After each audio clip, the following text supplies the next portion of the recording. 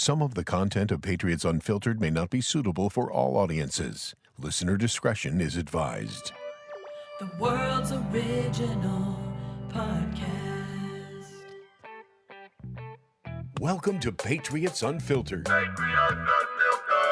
They're picking in the bottom 14 somewhere. So they're picking the second half of the round. That's what we're talking about. Going 9-8. You said that was the biggest difference for the Detroit. 9-8 doesn't get you in the top 10. Commanders who picked, 28th, 29th in the first round? You can't just draft at the bottom of the first round and expect to find the pillars of your organization down there. That's not going to happen. Like, I look at this stuff every single year, like, for 6 months, you're not going to just find, Penny Sewell at 32 overall. Like, that's not going to happen. I just did a Belichick. And you're just leaving now? You're just going to walk? 4th and 1. It was 4th and 2. Look, he's upset. He's really upset. He's going to walk to the press conference just mumbling to himself. He's going to walk down to the service center muttering. You got to draft. That's good Like, stuff. he's really upset. Justin writes in, Evan's going to go home tonight, walk in with his arms crossed and comically plop on his couch in frustration. Jess is going to ask him, bad day at work? And Evan's going to mutter, Paul doesn't know ball and makes me mad. He doesn't respect the draft. I don't think that's... And I don't. That's fact. This is Patriots Unfiltered. Presented by Toyota's official website for deals, buyatoyota.com.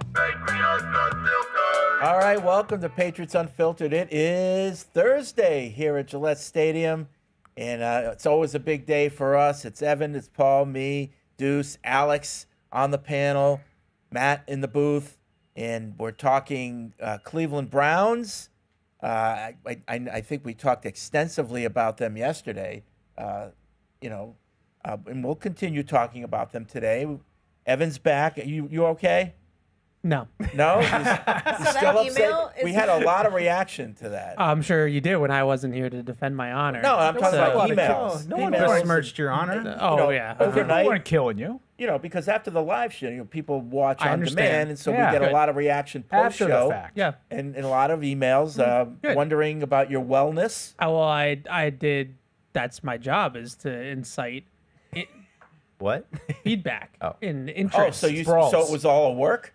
No, it wasn't a work. Oh, okay. But, if good radio means that we Yeah, sure. got people I listening, love we it. got It's people great. reacting. I That's think good. it's great. No, This is why Christian LA adds a lot to the show for all the people that I wouldn't talk say about that, it. but yeah. he started it. No, but that email that was just read in the intro about Evan going home to Jess later that night is funny because I was in the Vrabel press conference and listening into the show, and Evan sat down next to me, and that's kind of how the conversation Did he between me kind and of him just went. plop down in the chair? He just doesn't get it. I was like, "Are you good?" Yeah. Nope, we just are going to draft at the bottom of the draft every year, and we're going to find star players somehow. Yeah, like we did I will for 20 years. With Tom Brady already here. Can to I just set say the I will foundation. absolutely sign up to be drafting at the bottom of the round every year. I will sign up for Right. that now for the next 10 years. Right. That means No you're issue. good, Evan. Correct. I will take that. Oh, no. Here we But go. how do you get good? You already are. If you're drafting at the coming out bottom of the hot. round, you already are. All right, never mind. Love it. The underrated thing is this was more Fred Evan than Paul Evan. Who would you rather be for the next 5 years? The Patriots or the Commanders? Right now, the Patriots. Enough said. Just because. Well, What does that mean? I think it's very similar. They I both think- drafted at the top, so and they both that's not look a like good, they hit on the They- quarterback. So right. now it's like, what do you do? and then What the do you do now? And the Patriots then again drafted at the top again. The Commanders went to the NFC Championship game on Fool's Gold, and now the Patriots have Will Campbell on their roster. As a result, this is all I was saying. I want to build a sustainable winner. I don't want to be a flash in the pan. Like you want to go hang an NFC Championship runner-up So banner. how long do you and need to be Washington- bad? Wait. How long? Game. How long do you have to have a losing record in your mind? The Patriots did it. How long do They you are need enough. to be a loser? I don't know, 2 or 3 years. And then what? Keep drafting and draft well. Right. But after those 2 or 3 years, what happens? You have a sustained foundation that you can Oh, so build you- off of. Okay, so you can build that foundation in 2 or 3 years. I think so. I mean, I don't know if the Patriots did it on purpose. I'm trying to give the Patriots credit. Like, I'm trying to say they did it right. And I don't know if they did it right on purpose. They weren't trying to lose. A lot of people wish they were 2 years ago. 2 years ago or is last different. year, I should say. I agree with you, Fred. I I don't think they lost on purpose. Like I don't think they lost on purpose. I don't think any organization from the coach down truly. I don't want to be. I loses don't. on I don't purpose. want to like snob you, but you don't sound like someone who played really competitive sports. What's that have to do with anything? Because these guys don't want to lose. I just said from the coach down they didn't tank, Fred. What do you mean I didn't play? What level of sports did you play? Very high level. man. All individual sports, though. Fred was not a good team Yeah, player. exactly. Oh, Jesus. I know they didn't tank last year.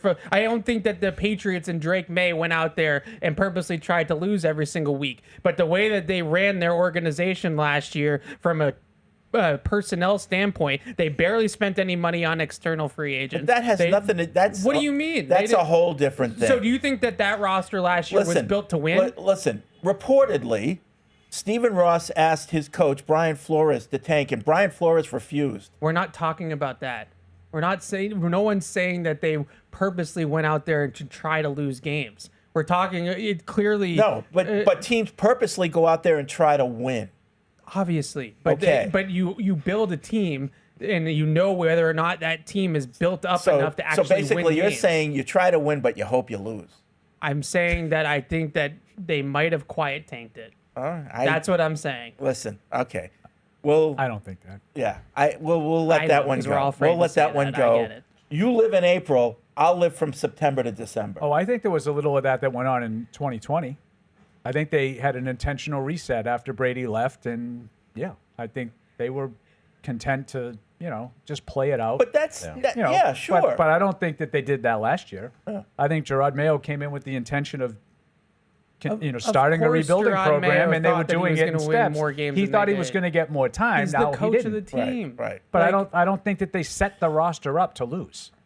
You don't think that roster was set up to lose? I don't think it was a good roster. I don't think it was an intentional. That's a big difference. I think Jalen Polk was supposed to be a good player. He wasn't. Well, I guess we can sit there and say that it wasn't fully intentional, and we can say that. But I to sit here and say that they thought that they were going to win games with that roster last year, I think is kind of crazy. Well, I don't think that.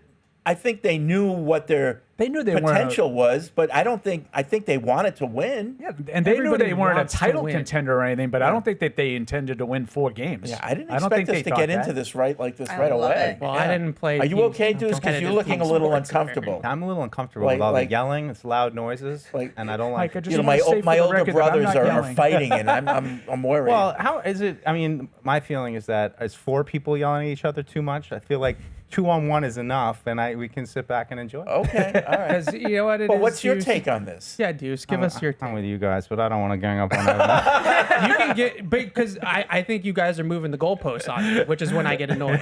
Like no one is sitting here His saying tone just changed. Like no, it is annoying because I'm not sitting here telling you that I think that the Patriots purposely go out or any team goes out there to try to lose games, and I don't think the Patriots should do that at any time at any point. But if you want to build a sustained winner in this league, then doing it 1 year with a good free agency class, we've seen this movie before repeatedly. The teams that try to do that. Listen, they here's- have 1 year where they get a Fine. shot in No, the no, no, arm no. and then they go back down to earth and the I next agree year. with that totally. I also agree you have to build through the draft. But I also say that you don't always have to be drafting in the top 5 or even the top 10 to draft good players. Not to draft good players, but if you don't already have good players on your roster, if you don't have Patrick Mahomes, if you Right. don't have Josh Allen, if you don't have Tom Brady, then you're not going to be able to just pick like Dan Copin, I know, and Eugene Wilson, and turn those guys into But like you also pillar players. you for the also team. don't hope not to win so that you can draft high. I don't think the Commanders would do anything to give away what they did last year. Yeah, they can go hang their banner. Wee. Wow. NFC Championship game appearance. That is just Yay. again. That- This is just from, That's the crux of what I disagree with. right. That attitude. rest of the stuff is not really that You're important. coming off like a cold draftnik, Gen Z stat And you're guy. coming off like Felger, who just No. it's better to win. Oh yeah, right. no kidding. Yeah, Thank I'm you, coming Michael off Felger. like Thank you. I hope I'm coming off like someone who wants to compete and win. That's the point of playing these games. Okay. Well, You know you what's can be funny? good for 1 What? year. And We then didn't crash talk about down this to- off air at all. No. It just completely picked up where it left off when you left yesterday. No, I like it. It's fine. All right. All right. What On else? that note. We had a practice report yesterday. Participation report. Yeah. No, Craig Woodson was out, so safety's dealing with some injury issues. Jalen Hawkins has been out, so yeah, they might have to deal with some of that. And I mean, interesting. Mapu gets some extra reps. Yeah, maybe Kyle Duggar's just staying in the mix. You can say somehow. it. You can say it. Go ahead, say it.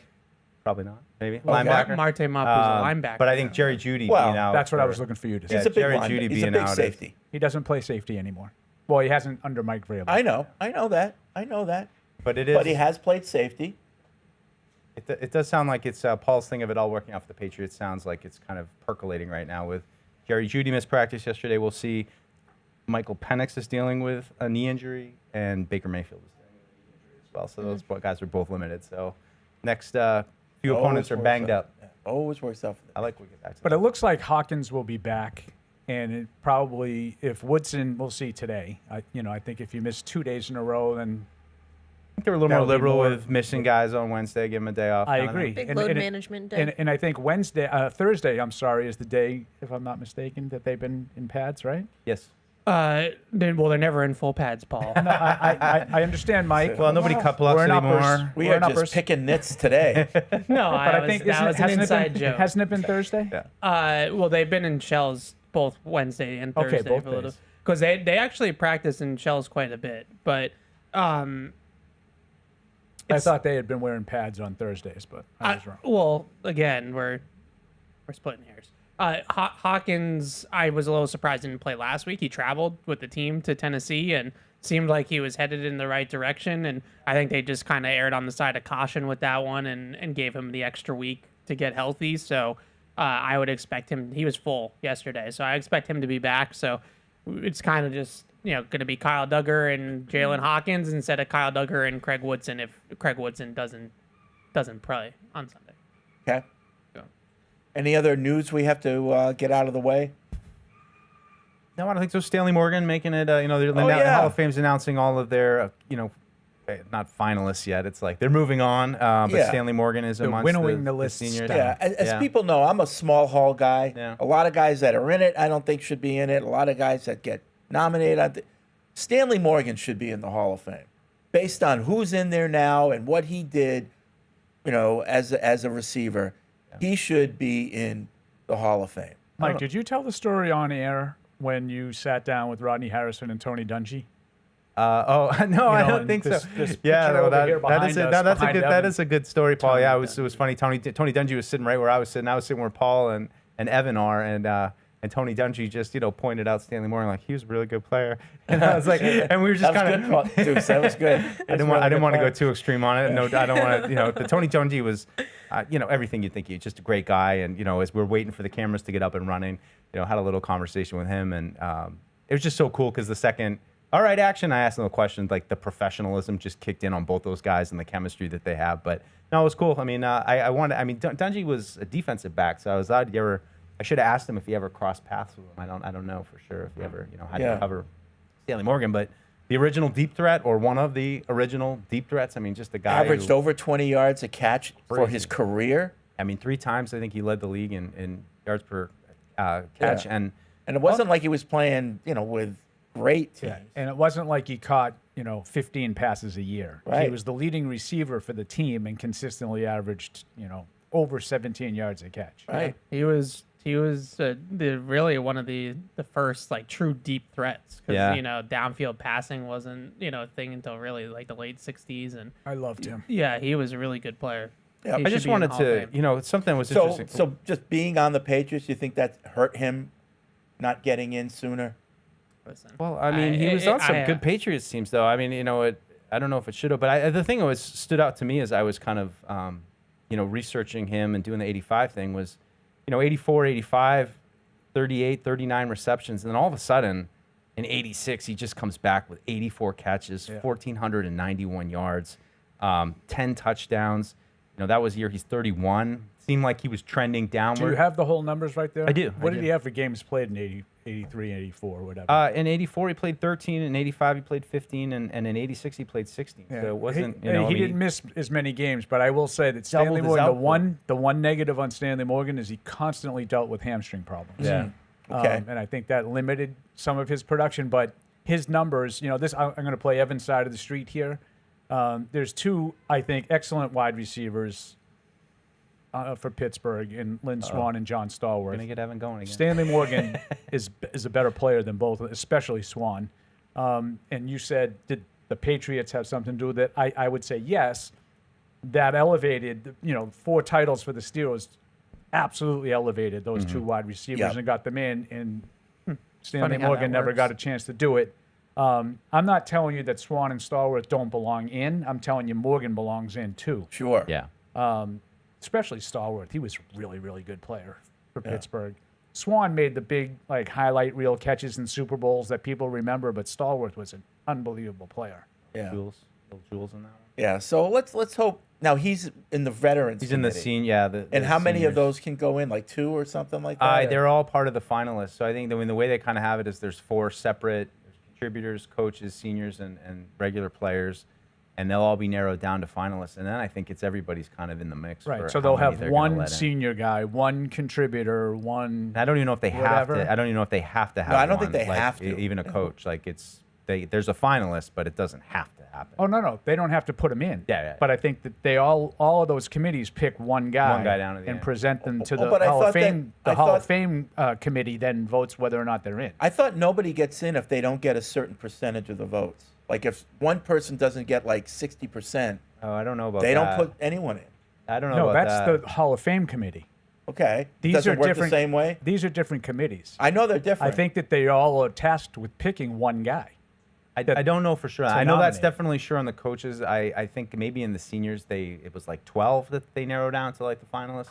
Yeah, But don't- I could be. I don't- could be anyway, wrong. Mike is Last year, Mike has been Sterling VP Sharp in got charge of in them. on the senior committee, former Packers receiver, who I think Stanley Morgan is also better than, by the way. But You talking about Sterling Sharp? yeah. Yeah, oh, yeah. That's a little bit of a. I think he's a better player too, but that's Yeah. a little bit of an extenuating circumstance with his career getting cut short. Yeah. So they, last year they, for Fred they had a very small. It was a 5, small class, right?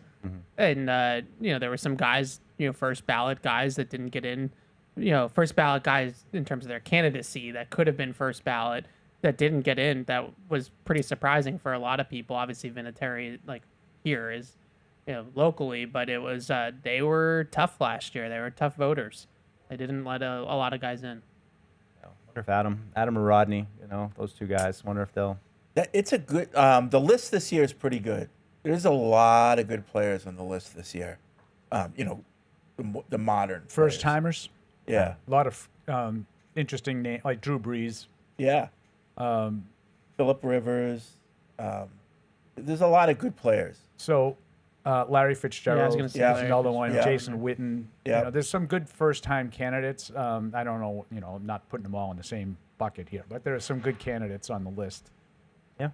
So it's going to be tough for Vinatieri and Harrison, is what I'm saying. And Vinatieri was a finalist last year, so he goes right through to the final group. Oh, already. does he? So yes, he doesn't have to go through this next process. So him and a couple other guys that were finalists. Eli Manning, I think, Yeah, was Rodney a was finalist. not a finalist. He was a finalist, I think, a couple years ago, and then he wasn't last year. So he'll still have to fight his way through. Okay. Well, it's interesting. Patriots are well represented on both lists. So Yeah. And of course, Robert Kraft is eligible We'll see. too. So tomorrow will be Yeah. contributors. So we'll see Yeah. if he's on that list. And yeah, just Logan Mankins obviously is in that group as well. Worth a mention. And love to see him. I'd just love to see more Patriots in the Hall of Fame. Yep. I missed my meeting with Logan this year. I'm a little Oh. upset about that. With Logan. Okay. My guy. What else? Fian and Fenwick played on Friday, but I didn't go to the game. What else? What else? Alex, what's going on with you? You had a birthday, right? I had a The birthday. whole world knows. Was about it this. yesterday? It was Tuesday. Tuesday. Although a lot of people think it was yesterday, and I kind of just I Let don't it know. go? I felt uncomfortable, so I just let them think it was yesterday. Yeah, you don't want to be correcting everybody. Yeah. So yeah. What'd you A do? lot. Anything good? Happy birthday. I went to Losing the their luster a little Berkshires. bit. Are you a Yeah. big birthday celebrator? No. I think No. she's at the Especially the at stage 31. now where it You starts know, to, like it's all downhill from here. It's all over. At 31, it's all over. Past their prime. But it was Yeah. good. I agree Nice with you more. birthday. You're in your prime. No, we're Well, not. 31 is the new 29. Is it? Yeah. Right. Is it really? Yeah. No. Good to know. 40's the new 30. So just All right, I changed my mind then. It was a great birthday. What's 80? the new Nori. 80. Okay, thanks. What? All I right. don't even know what that means. 855-PATS-500 is the hotline. Podcast at patriots.com is the email address. We're going to do picks later. I got to pop out at about 105 for I'm like not 20 happy minutes. with that, Fred. about No, that. we're not happy Heard with about that. that. We got hurry. Yeah. And Fred's not here to Yeah, make sure we but I'll be hurry. back before picks. Don't worry about I'm it. not. Okay. I'm not. That's That's just it. poor to me. Little preview. How did everyone do? Good week for you. Well, I'm talking about everybody else. We know that, but doesn't- yeah. everybody else. I just Talking continue about- to climb out of the basement. Okay, good. It's been a long, arduous journey, but Okay. I'm no longer in last place in either one of them. Like the 7 circles of hell. Correct. Yeah. That's every show with you. Should I go to the phone? Should I go to the emails? What should I do? What do you think? Why doesn't this mouse work? Is Let- Nate in why don't you Connecticut in leave- class? Why don't you lead off with Christian and let him yell at me? All right. Oh, okay. Oh, there he is. There we go. I guess we brought up his name, right? So we should probably Yeah. let him have us speak. Okay, but keep it simple, Christian. What's up? Paul, because I'm a gentleman and a scholar, I'm just going to take my flowers and say we're on the same side. However, today, I got to get after you guys for getting on Evan because Evan is right. In today's league, you cannot build a team one draft and then you start sort of nitpicking around. It's not going to happen that way. The talent disparity between the top players and the mid players and the lower players is way too wide today. And the margin is so thin that you literally have to be in the top half of the draft for at least 3 years Well, now I to know. build a team that's going to be able to sustain and compete for a playoff in about 4 years. So I'm on Evan's side. No one's saying let's purposely lose. What he's saying is it definitely takes at least 3 drafts, good drafts, in the high picks to get it. Jalen Polk was never going to be good. You know why? Because he's at the bottom of the first or second round running a 4.3 or 4.5, 4.6. That's ridiculous. We can't get players that are great unless we are higher in the draft. How does that happen? You are at the bottom seed of the playoffs or not in the playoffs. That's all we were trying to say. We didn't say lose purposely. We said to build in today's league, it's different. Thank you, guys. I'll take it off the air. Let's beat these Browns and keep moving. All right. Thanks, Christian. Okay. All right. So I purposely let that go. Yeah. And again, I would just argue back and say, first of all, Jalen Polk was at the top of the second round, not the bottom. Right. Second of all, I you think had they a should let better these guys you draft had a better 'cause they can option find 'em all, than apparently. Jalen Polk that got taken and has been far more productive after Jalen Polk. Correct? They had their opportunity to draft Lad McConkey and they didn't. Fred was clamoring for Lad went McConkey. before Jalen Polk. They traded down. They traded. That's what I'm saying. They had an opportunity to draft him and they didn't. Correct. So I just would push back on the whole notion that you can't get good players unless you pick in the top half of the first round. Right. No one's saying that. No, I didn't say that you did. I'm just He keeps insisting that I'm with him. Right. I am not. I would just push back on that whole mentality. This is not about Evan's right when, talking about the goalposts. Like, this argument isn't about losing on purpose, trying to lose. That's not what this argument's about. That's not what anyone is suggesting. Evan's not suggesting that at all. Where Evan and I have a little bit of a difference of opinion is I don't believe that the only way to get really good players is to be at the top half of the first round. I think you have to get good players, regardless of where you pick.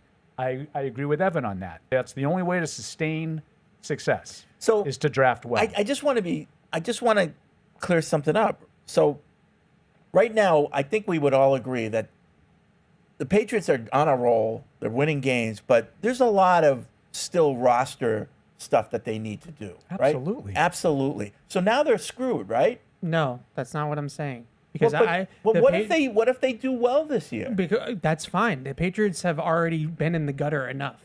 No, I know, but how are they? In your mind, how are they going to get better? Because I don't think what they need now is going to be like foundational pieces that you can't get elsewhere. They have the quarterback. They have a left tackle. They have a number 1 corner.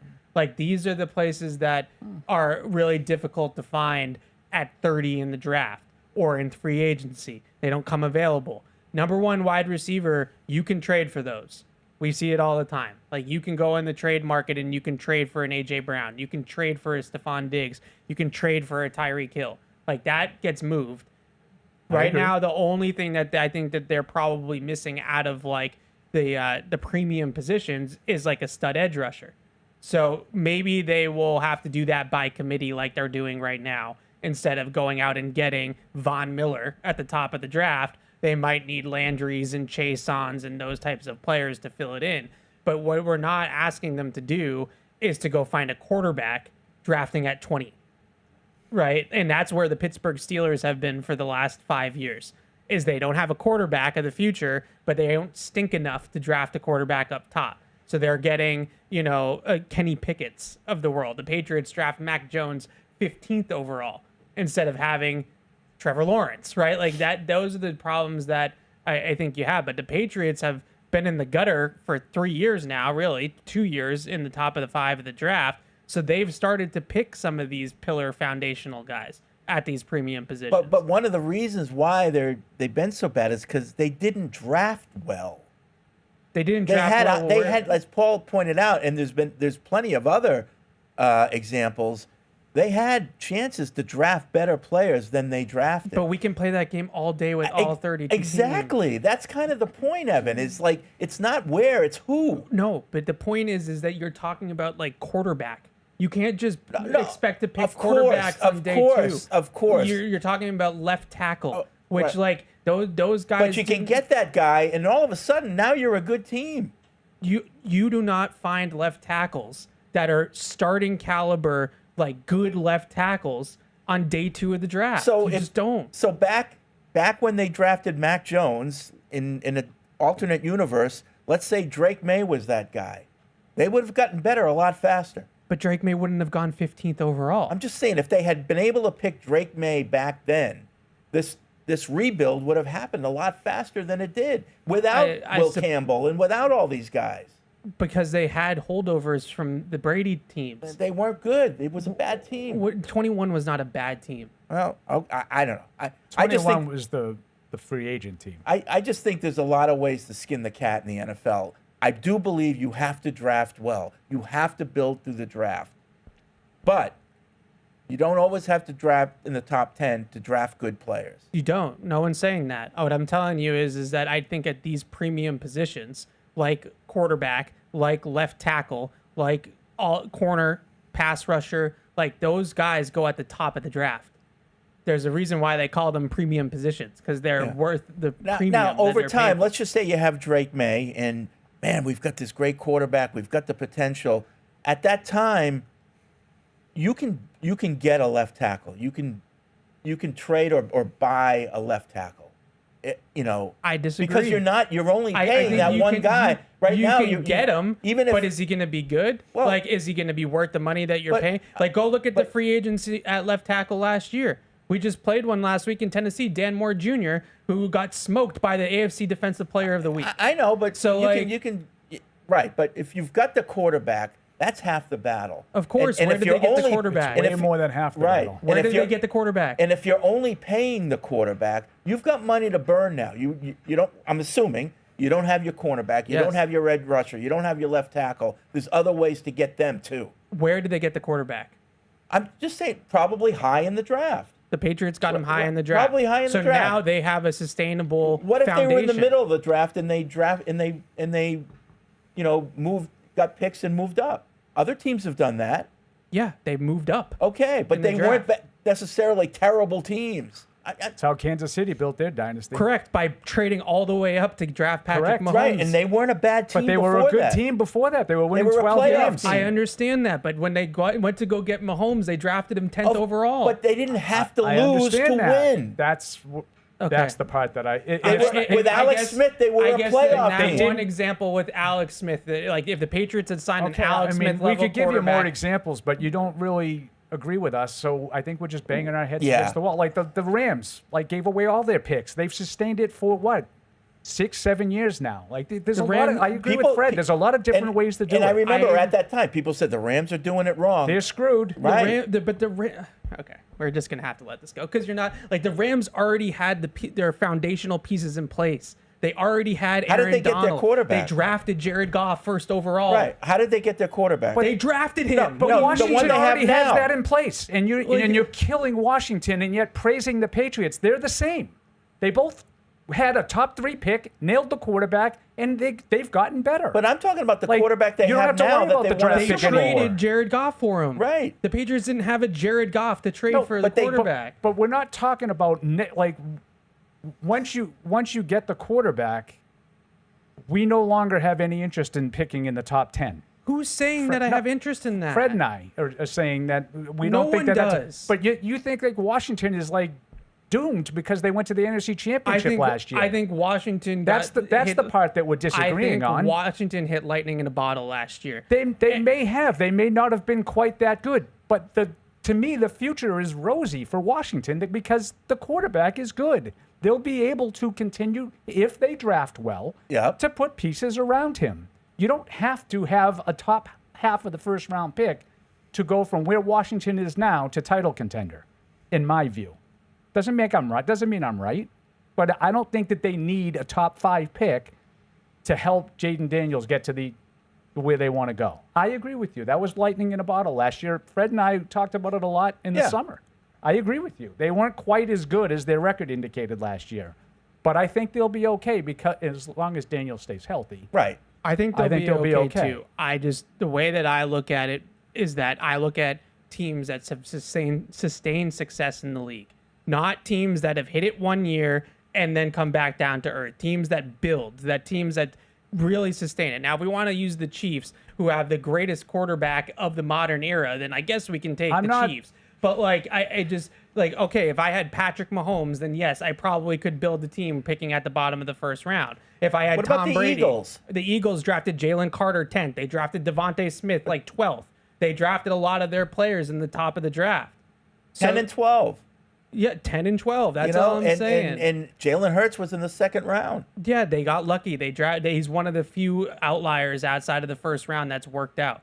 Jalen Hurts, Dak Prescott, Kirk Cousins for a minute, Russell Wilson. Yeah, Russell Wilson. You've named 4. This is exactly There's only 32 teams. Yeah, we're getting there. Fred, that's not an argument you want to make. No. If you want to be good, you got to get a first-round draft pick for a quarterback. I mean, it's pretty simple. There's 15 good quarterbacks in the league, and 13 of them were drafted in the first round. Well, I know, but you can take somebody else's high draft pick. Matthew Stafford was a high pick, but they traded for him. They didn't draft him. Yeah, but they traded a number 1 overall pick for a number 1 overall pick. Yeah, I know. To Evan's point. You say, I'm not that stubborn. I can go back. I understand. I can switch sides. We know. I can argue anything. It's very hard to find blue chip talent outside of the top 10 to 15 Well, picks. you could just say, period, it's hard to find blue chip talent. There's not a lot of blue chippers out there. Well, I mean, I guess that gets into a whole semantics of what's a blue chipper, but I think to find those types of players, we can sit here and talk about the Eagles. The Eagles have spread it really thin. They've done it in multiple ways, but at the same time, Lane Johnson was a top 5 pick in the draft. Jalen Carter went 10th overall to Philadelphia a couple years ago. Devontae Smith, I think, was 11 or 12, right? It's not like their team is filled with guys that weren't drafted highly. Jordan Davis was a top 20 pick in the draft. Yeah.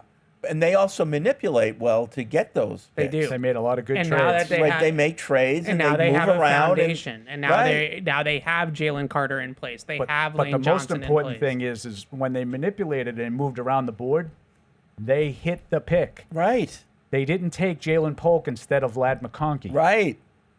They take Jalen Reagor. No, but that was a while ago. You're going back. I know. I'm just messing. All right. Let's keep going. 2020. Let's proceed. Nate's in Connecticut. What's up, Nate? Hey guys, how's it going? Hey, good. So my question for you guys is, with the trade deadline quickly approaching, I see us not adding a wide receiver, even though people say we're going to try to. I don't see that. I see plenty of potential with Kayshon Boutte, I know we signed Diggs to like a 1-year deal, I think. 3. 3-year deal. 3-year, a 3-year. Okay. But with Pop Douglas, I think we have enough in the wide receiver room. It's just I feel like we can add some depth at corner, because I've seen Carlton Davis, get shaken up after a lot of plays, and I don't know how many plays he's gonna come back up, not without a scratch, if you know what I'm saying. But I see us adding probably a cornerback and maybe a couple defensive playmakers, just to beef up the defense. But I want you guys to talk on that, I think. Okay. Yeah, I saw a tweet this morning. Shoot, I forget who it was from, saying that the Patriots have been more interested in defensive players. That's what the rumblings are for the trade deadline, looking at cornerbacks and linebackers. Chad Graff. Is that what it was? I think that's probably where the value is. Maybe, but yeah, I still think they're searching for some pieces on defense even now.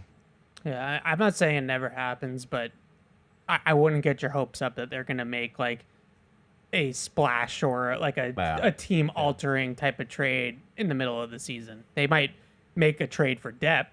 They might get another corner in here, to Nate's point, that, just in case of insurance, if, one of those top 3 guys gets hurt and they don't love Charles Woods or they don't love Alex Austin, they could do that. They could get, some more depth at safety with all the injuries that they've had recently at safety. But I don't think that they're going to be able to get a player that's really going to move the needle. Now, it happens sometimes. It doesn't never happen, but it's pretty rare. Yeah, I'd look at edge depth too. That's sure drumbeat for me, but I think they'll do something. And I just running back. We keep bringing it up, but what's going to happen there?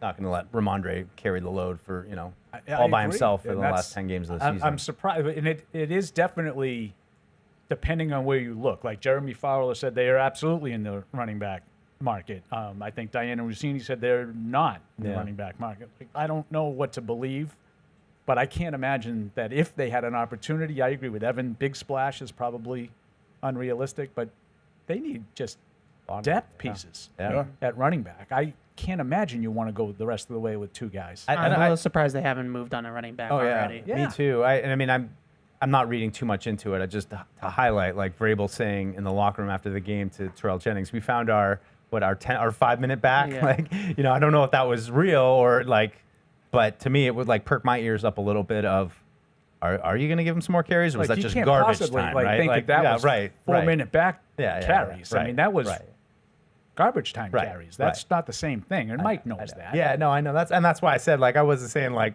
but it just highlighted to me they're saying we found something, you're looking for something at that. Not to say that Terrell Jennings is going to be that guy, but there's just a glaring need right now, and I think we all know if Ramondre goes down with an injury, on Sunday, what do you do now? It's the Terrell Jennings show pretty much. Yesterday, Paul and I revealed that on one of Paul's shows, they were confused as to when Drake May was picked.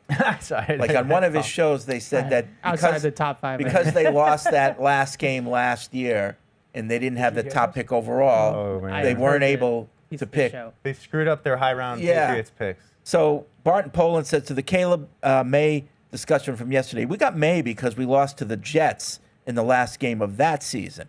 Into that game, a big portion of the fan base was quietly and not quietly rooting for a loss, me included. Is that where the confusion there's a lot. There's Ryland missed kick, right? Denver on Christmas was what initially cost them the number 1 pick in that draft, and then they got there's a lot of different things. The Giants kick, obviously they had a chance to win that game at the end, and he missed that one.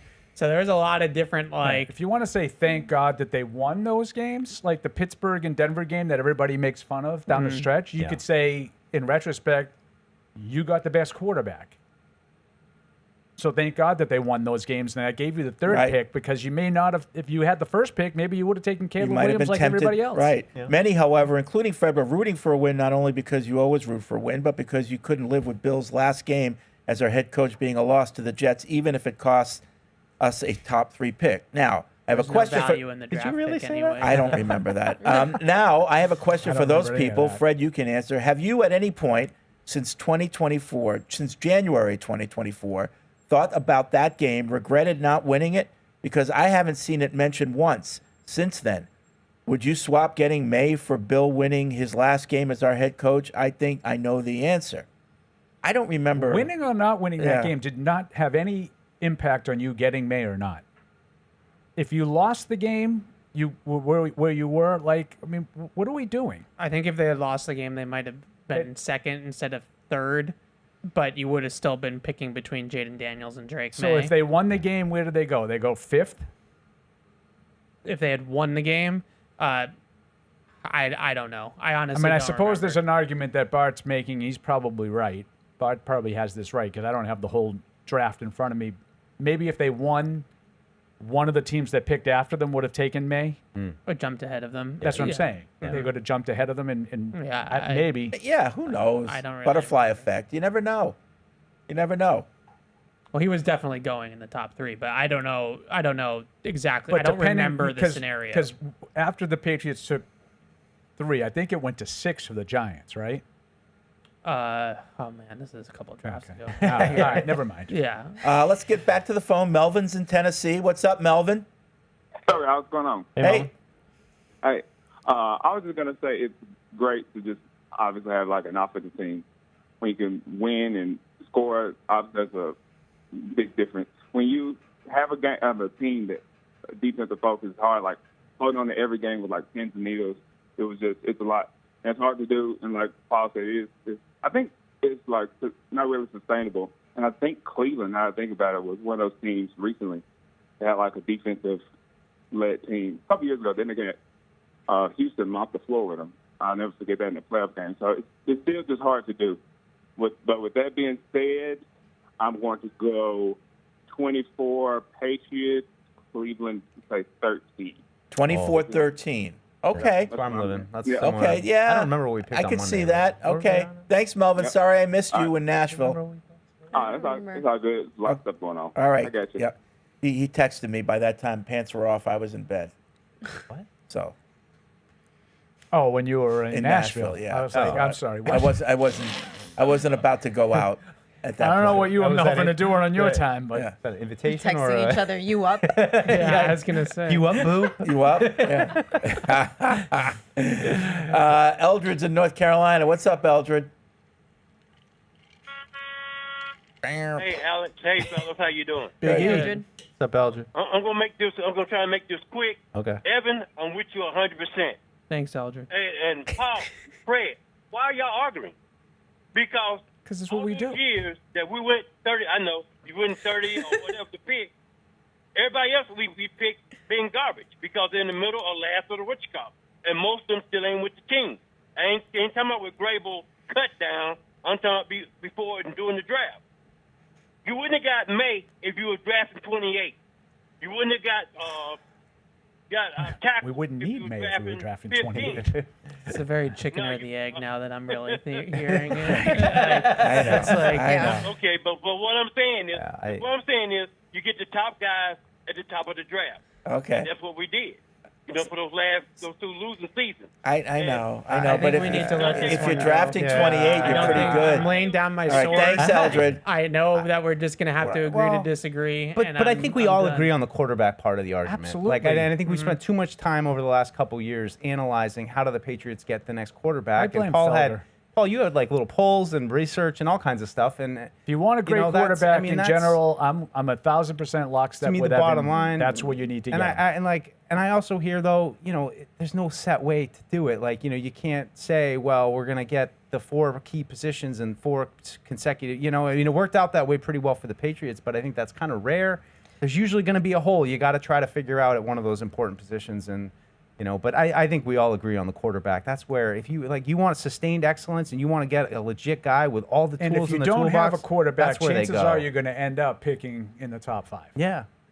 And once you do it, you have to make sure you hit. There's a lot. The Jets do it all the time, and Right. they just don't Yeah. seem to hit the quarterback. I mean, it's but just- if you don't yeah. have the quarterback, I just think it's we're hard. in a chicken or the egg situation because, like, in order to get to picking 28th in the draft, you had to have found the quarterback That's my somewhere. point. I And don't in know. order That's what to I find said the to quarterback, you. Right. you probably needed to pick him in the top 10. And so That's why it's like- not black and white, right? Yeah. Like the beginning of this whole debate, you guys are ones Evan's arguing black, you guys are arguing white, and then you find the gray area in between because there's 32 teams and everything is so circumstantial every single year that there's no way to just replicate a process. You can't just look at a roadmap and say we're going to do it this way because every circumstance is so different. Right. Yeah, I also think though the Steelers, the Steelers, Right. But there's very nuance to everything, and that's what Fred was saying. There's a lot of different ways to do it, and I would just to put a bow on it, I would just say that's why I don't think Washington's doomed.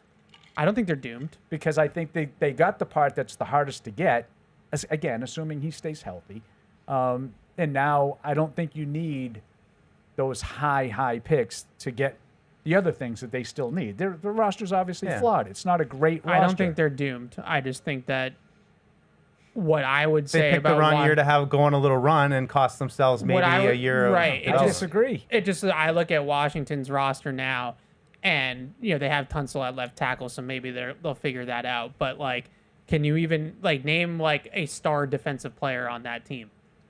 Like Frankie Louvu? No, who I like. I don't know if they have a star. Shane I don't think they have a guy as good as Christian Gonzalez. But right. I mean, and once Terry McLaurin starts to age out at the receiver position, they'll need to get what's more behind players. him is really, really not great. So it just those types of positions, they might be in a position to draft Jordan Tyson and fix the receiver thing. Yeah, I think the Steelers are just the right example though of a team that just is always good enough to not get that guy, and but at some not get point, the quarterback. Right? Yeah. Mm-hmm. They're always in the middle of the draft. You can really come up with every scenario. You can find a team, whether currently or in the, near past, that fits that criteria. Like Dallas. If you use Pittsburgh as your thing, I would have been with I mean, you. where do you categorize Dallas? I mean, they've got the quarterback. They've got everything at their disposal, and yet they just can't get over that hump. Yeah. So how do you? Yeah, that's a different argument. But it's another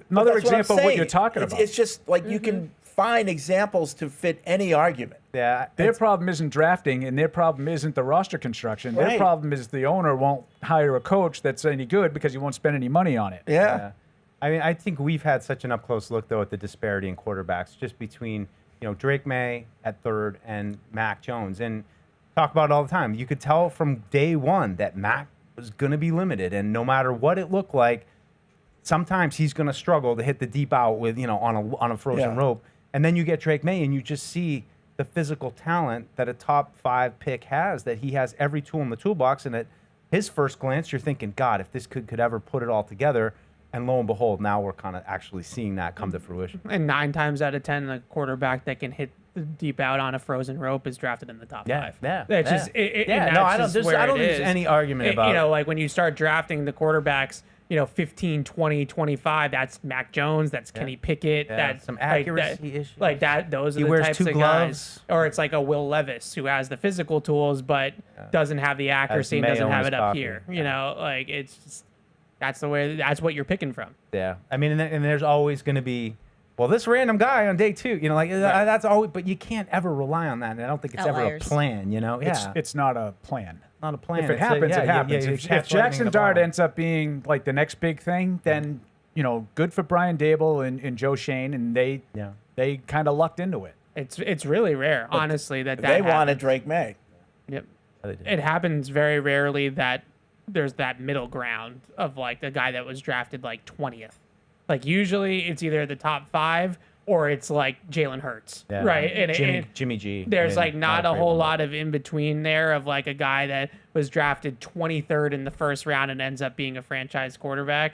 It's either late or early, and there's really not a lot in between. Carl in Salt Lake. First off, Paul, I just want to say you only slightly hurt my feelings with your terse response from the short question Fred read from my email about Henderson's usage. I've mostly recovered. Anyway, my actual question is for Evan.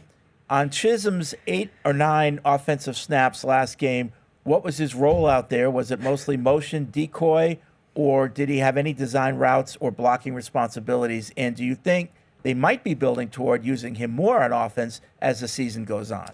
Well, they used him in a lot of 3 receiver sets. I mean, he blocked mostly. He was on the field for like 8 or 9 plays, and I think he blocked on 6 of them. So he's mostly used as a blocker. I think he only ran 2 routes, if off the top of my head. But A lot of it was, blocking, as Vrabel would put it, blocking force, blocking safeties, blocking linebackers. Good play strength. That sort of thing. But they wanted to get 3 receivers on the field and run out of 11 personnel because they just liked that matchup against Tennessee's nickel package. So they decided to go with Chisholm instead of going with Diggs or with Pop Douglas in that situation. So they went Booty, Chisholm, Hollins, and they've I assume they felt like those were their 3 best run blocking receivers. And that was like most of the packages that he was on the field in. So long way to say blocking, but I thought he wanted a little bit more, so I tried. Nice. Yeah. That's courteous of you. Threw a really good block on a duo run that Ramondre bounced at 14 yards. Threw a really good block there. I pointed out to Paul when it was happening in real time, just to make sure he saw it. A really good job of like not. I don't remember that either. Once Ramondre, once the ball bounced and Ramondre started to run by him, of letting go, because like if you don't and the defender just reaches like this, you're gonna get called for holding. Yeah. So it was a really good block.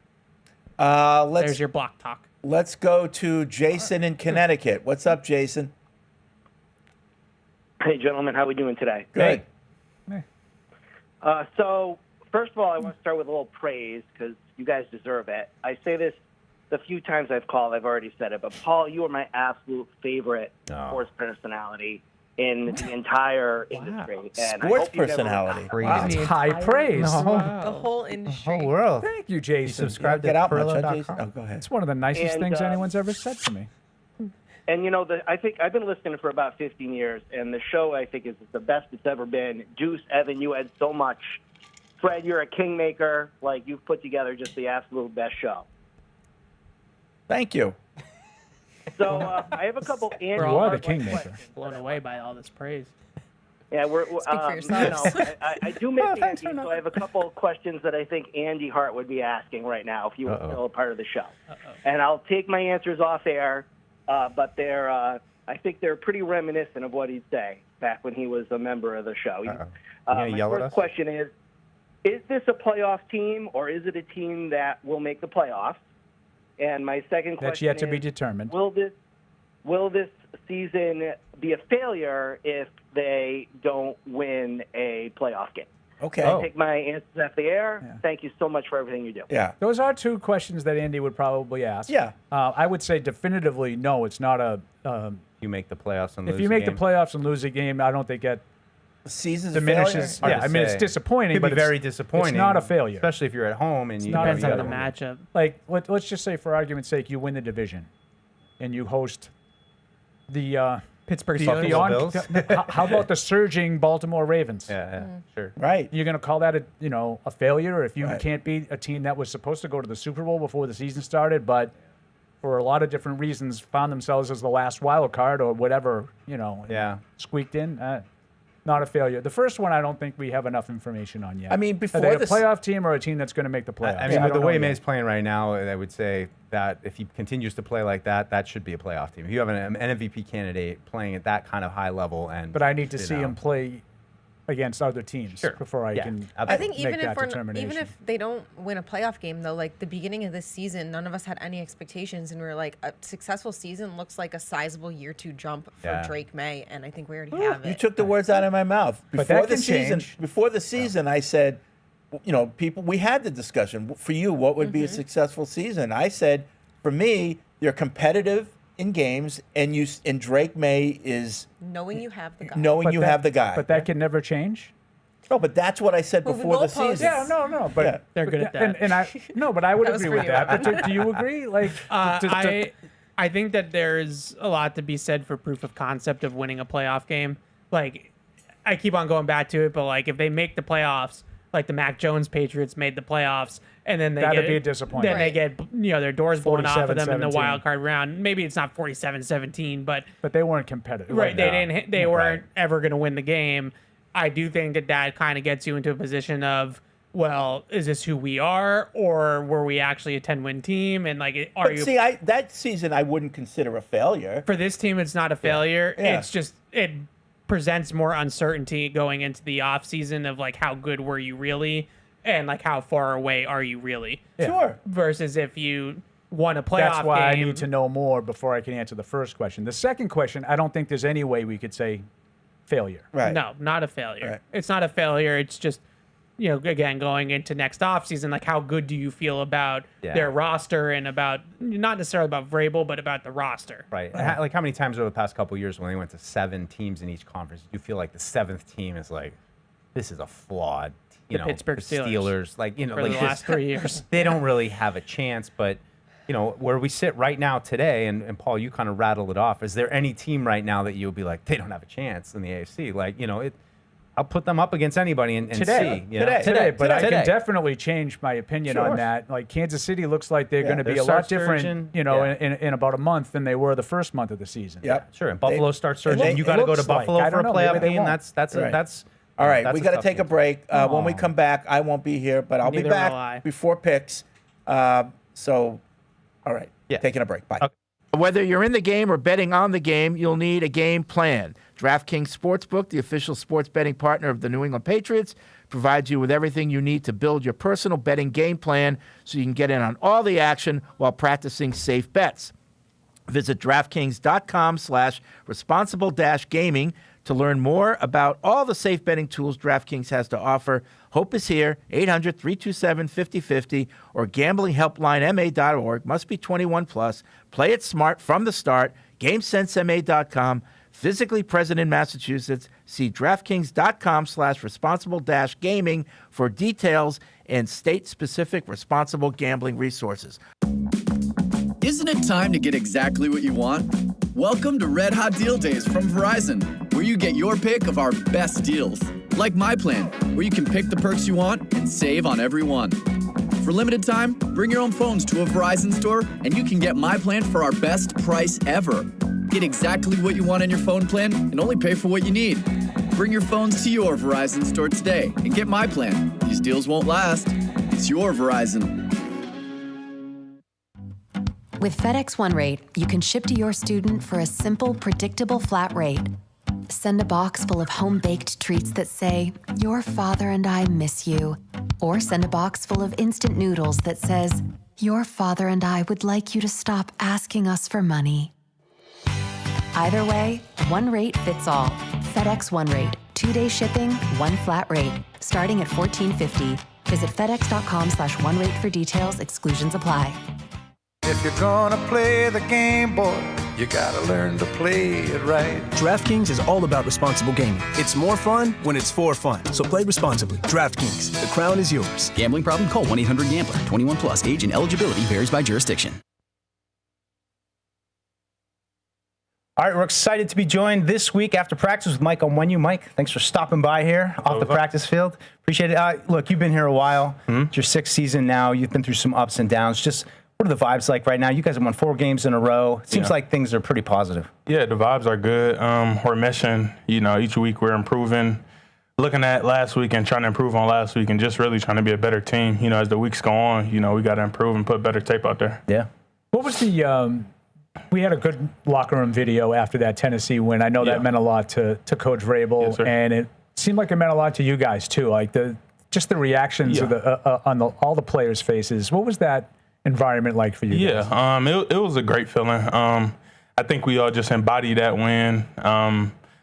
Obviously, it was for Coach Vrabel, and it was where he was before. So, we wanted that win badly. But also, every week we want to win. But that one specifically for Coach Vrabel. I want to ask you a little bit about your offensive line. You got 2 new guys, 2 new vets next to me. Morgan Moses, he's like the Pied Piper in the locker room, cracking me up. What has it been like with those guys, both on the field and off the field, him and Garrett? Yeah, it's been very solid. On the field, it's been great playing next to Garrett and Mo. Both smart players, both great players. In the locker room, it's it's fun all around. Guys that's been around, older guys, but they've seen a lot, and we can hash out about a lot and just have fun. For the OL, I always felt like there's a little bit of a period at the beginning of the season where you need some time for chemistry and kind of get to know each other a little bit. Is that the case with guys like this now? You played a handful of games with them. Yeah, I would say. It's obviously as an O-line you want to build that over time and before the season. It comes to spring, to summer, and working through camp and all of that. But it's been built up, and we've got a great relationship. Everyone on the O-line and in the O-line room, so it's been good. So when we talk to Coach Vrabel at his press conferences all the time, he talks to us about turning the page after the Monday following the game. So it's Cleveland this week, and obviously some big names up on that defensive line. What's the process been like preparing for that group this week? Yeah, they have a good line. They have a good defense overall. So, I mean, it's, for us as an O-line, we're focused on our guys and our matchups. Like you said, they have a bunch of great players. So, we're just going to do our thing, focus, game plan, and get ready for the game. What have you seen from the rookie, Mason Graham? I'm just curious if you've had any interaction with him, from Michigan. Yeah. I went back a couple of times and we've spoken. Always thought him and KG was a great player, coming out in the same year. I think he's going to be a great player, but, it'll be fun going against him. Like, I got to ask you about Drake. Just he is on a heater right now. What's it like for you as an offensive lineman, blocking for a player like that, and you're, watching the ball go down the field, scores, all that? Yeah, I'm trying not to watch the ball, but it's fun. You block and then you look back and you see the ball just going over your head and just, scoring on those. It's like last week, but it's fun. It's electric playing with Drake, and you just never know what he's going to do. Has it been an adjustment at all for you playing with a mobile quarterback like that over the last couple of seasons? Not so much. I try to keep on my same spot and just knowing where the quarterback is going to be, at least when he's throwing the ball. But you can't account for stuff like that. But just always trying to stay on my guy and just make sure he doesn't affect the quarterback. How exciting has it been for you guys? The last couple of years, the offense has quite frankly struggled. But this year, you guys are moving the ball virtually every game. You're putting points on the board. And just how rewarding has that been for you guys to be a part of? It's been very rewarding, just as an O-line. I mean, it starts with us. So when the plays work, we're obviously doing a good job. When they don't, we got to do a better job. So that's been our main focus every game, just focusing on our jobs as O-line, creating lanes and creating space for Drake to throw the ball. And what do you remember, what has it been like with Josh, back running this offense, and how has it been for you with the McDaniels system? I was saying I'm not going to say it's the same. Josh, he's the same guy, a great coach. So it's been fun getting back to work with him. And I think he's been bringing new things to the table this year and to the playbook this year, which, as we've been seeing through the games, we've been having some chunk plays, some electric plays, and, just throwing the ball down the field. Wrap it up. You guys have been on the road for 3 weeks. You're finally back home. How important is it to get back home and really establish this place as a home field advantage? Yeah, it's very important. We got to establish winning at home and making teams feel that when they come into our home. Awesome. Thanks, Mike. Appreciate it. Thanks, Mike. Isn't it time to get exactly what you want? Welcome to Red Hot Deal Days from Verizon, where you get your pick of our best deals. Like My Plan, where you can pick the perks you want and save on every one. For limited time, bring your own phones to a Verizon store and you can get My Plan for our best price ever. Get exactly what you want in your phone plan and only pay for what you need. Bring your phones to your Verizon store today and get My Plan. These deals won't last. It's your Verizon. With FedEx One Rate, you can ship to your student for a simple, predictable flat rate. Send a box full of home-baked treats that say, "Your father and I miss you." Or send a box full of instant noodles that says, "Your father and I would like you to stop asking us for money." Either way, one rate fits all. FedEx One Rate. 2-day shipping, one flat rate. Starting at $14.50. Visit FedEx.com/OneRate for details. Exclusions apply. If you're gonna play the game, boy, you gotta learn to play it right. DraftKings is all about responsible gaming. It's more fun when it's for fun. So play responsibly. DraftKings, the crown is yours. Gambling problem? Call 1-800-GAMBLER. 21 plus. Age and eligibility varies by jurisdiction. And now, great moments in history. Does that make any sense? I think the Patriots almost stole one. Yeah. They were in position to steal the game. Okay. They're on the 25-yard line, that. up 3 with, 5 minutes left. I like You've that. got to put that game away. Well, they were. That's better for me. I would say that they were better on me to the paper, hill. I know. but when you drop the ball 5-6 times, does that make you the better team? Yeah, it means you were better. You just didn't execute. So when you drop the ball, it makes you better? Yeah, I mean, these guys just told you how open these guys were. You were lucky No, to I know, only but if you drop the 23. ball, you drop the ball. That's a lack of execution. Right.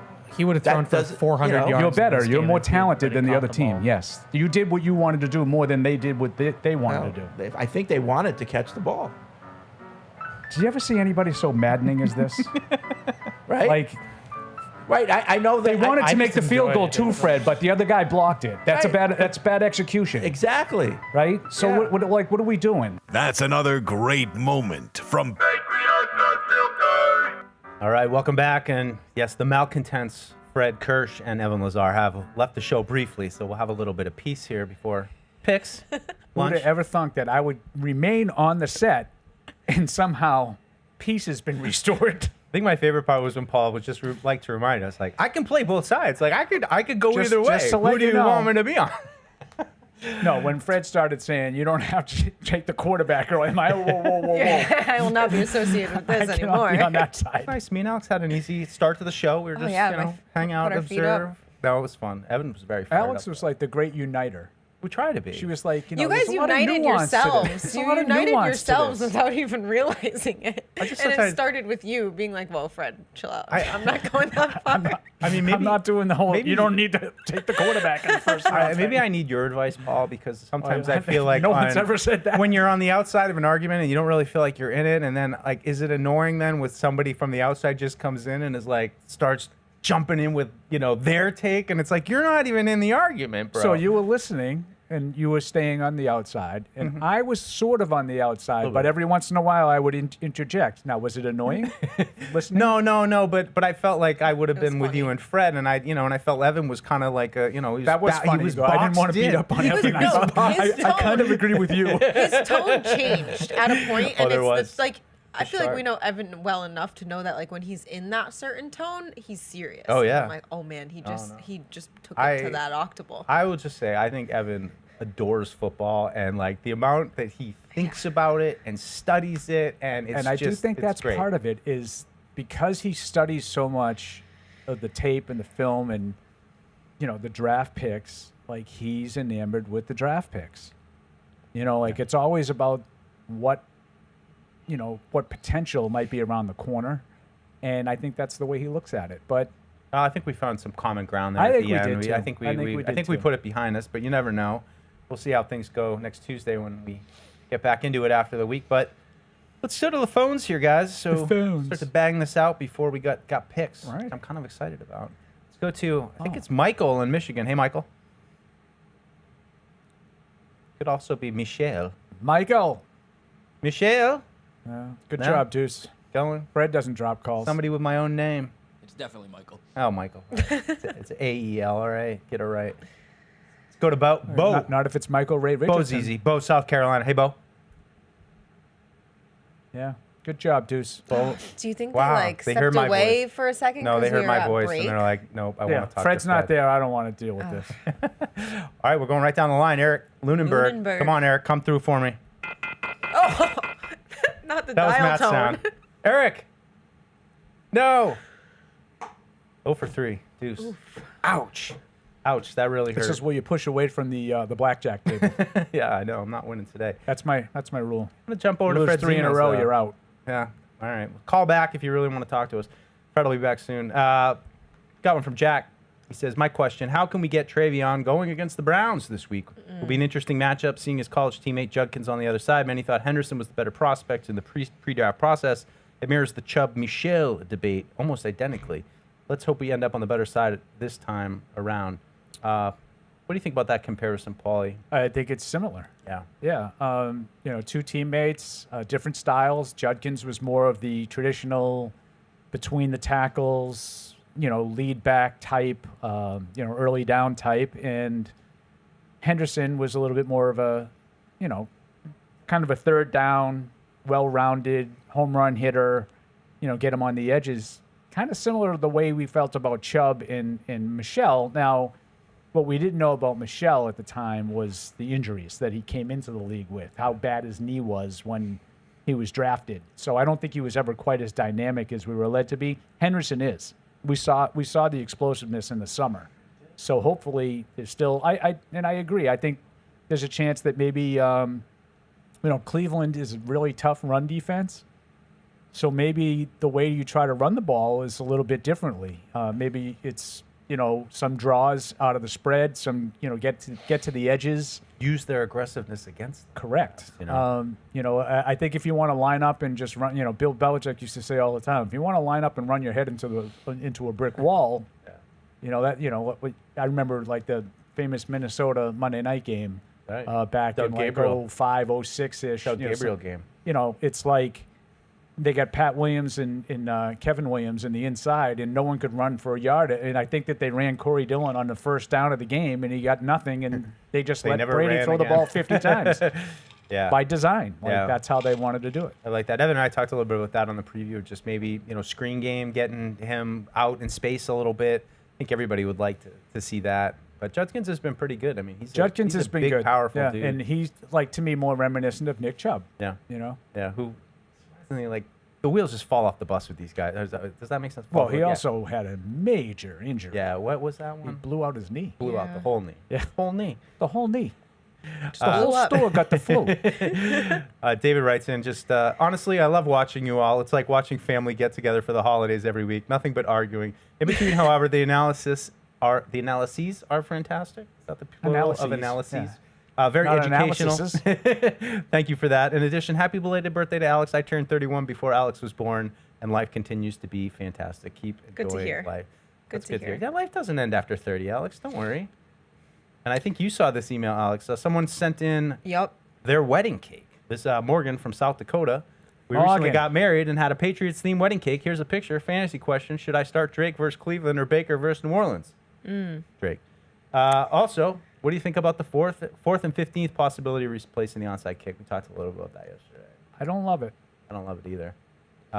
Subscribe to the newsletter to see that wedding cake. Yeah.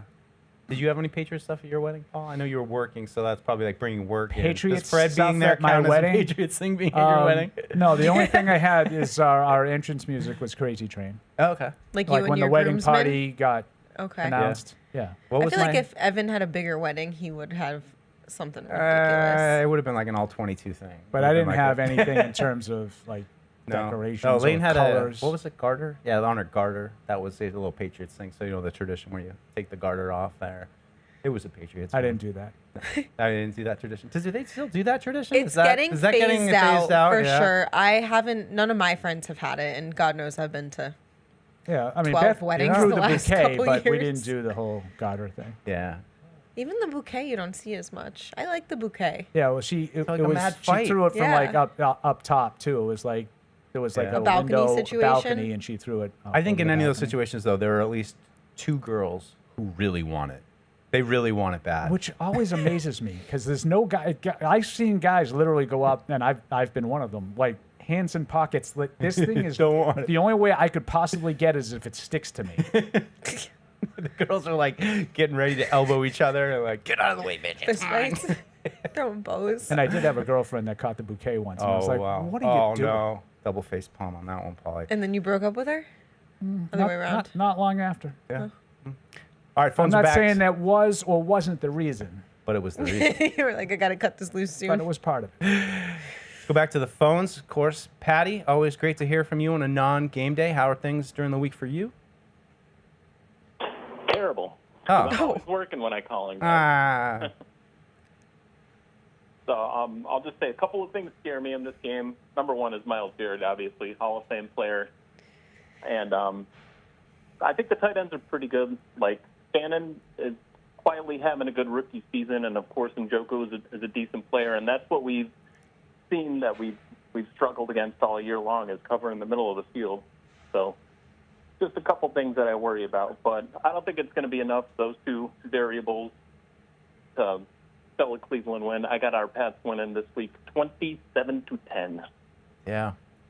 Thanks, Patty. It's kind of where I'm at, too, but I just love to see the defense choke out a bad offense from minute 1 to minute 60. That's and my just, biggest thing. I know everybody's looking to see what the offense looks like against the good defense. I just think offenses generally move the ball when they're good offenses. I'm more curious to see if they can take one of these bad offenses and make them look like a bad offense. Yeah. Right out of the gate. Right out of the gate. Mm-hmm. No Don't slow give start. them just a, 10 for 10 first drive right down the field. Didn't even face a third down. I'm over those. Let's go out to Cali. Hey, Tim, what's going on? Hey, everybody. Happy belated birthday there, Alex. Thank you, Tim. A lot of love for Just Alex. to give you some hope, at the age of 34, I actually moved to Australia for a couple years, so you're not dead yet. Cool story, Hansel.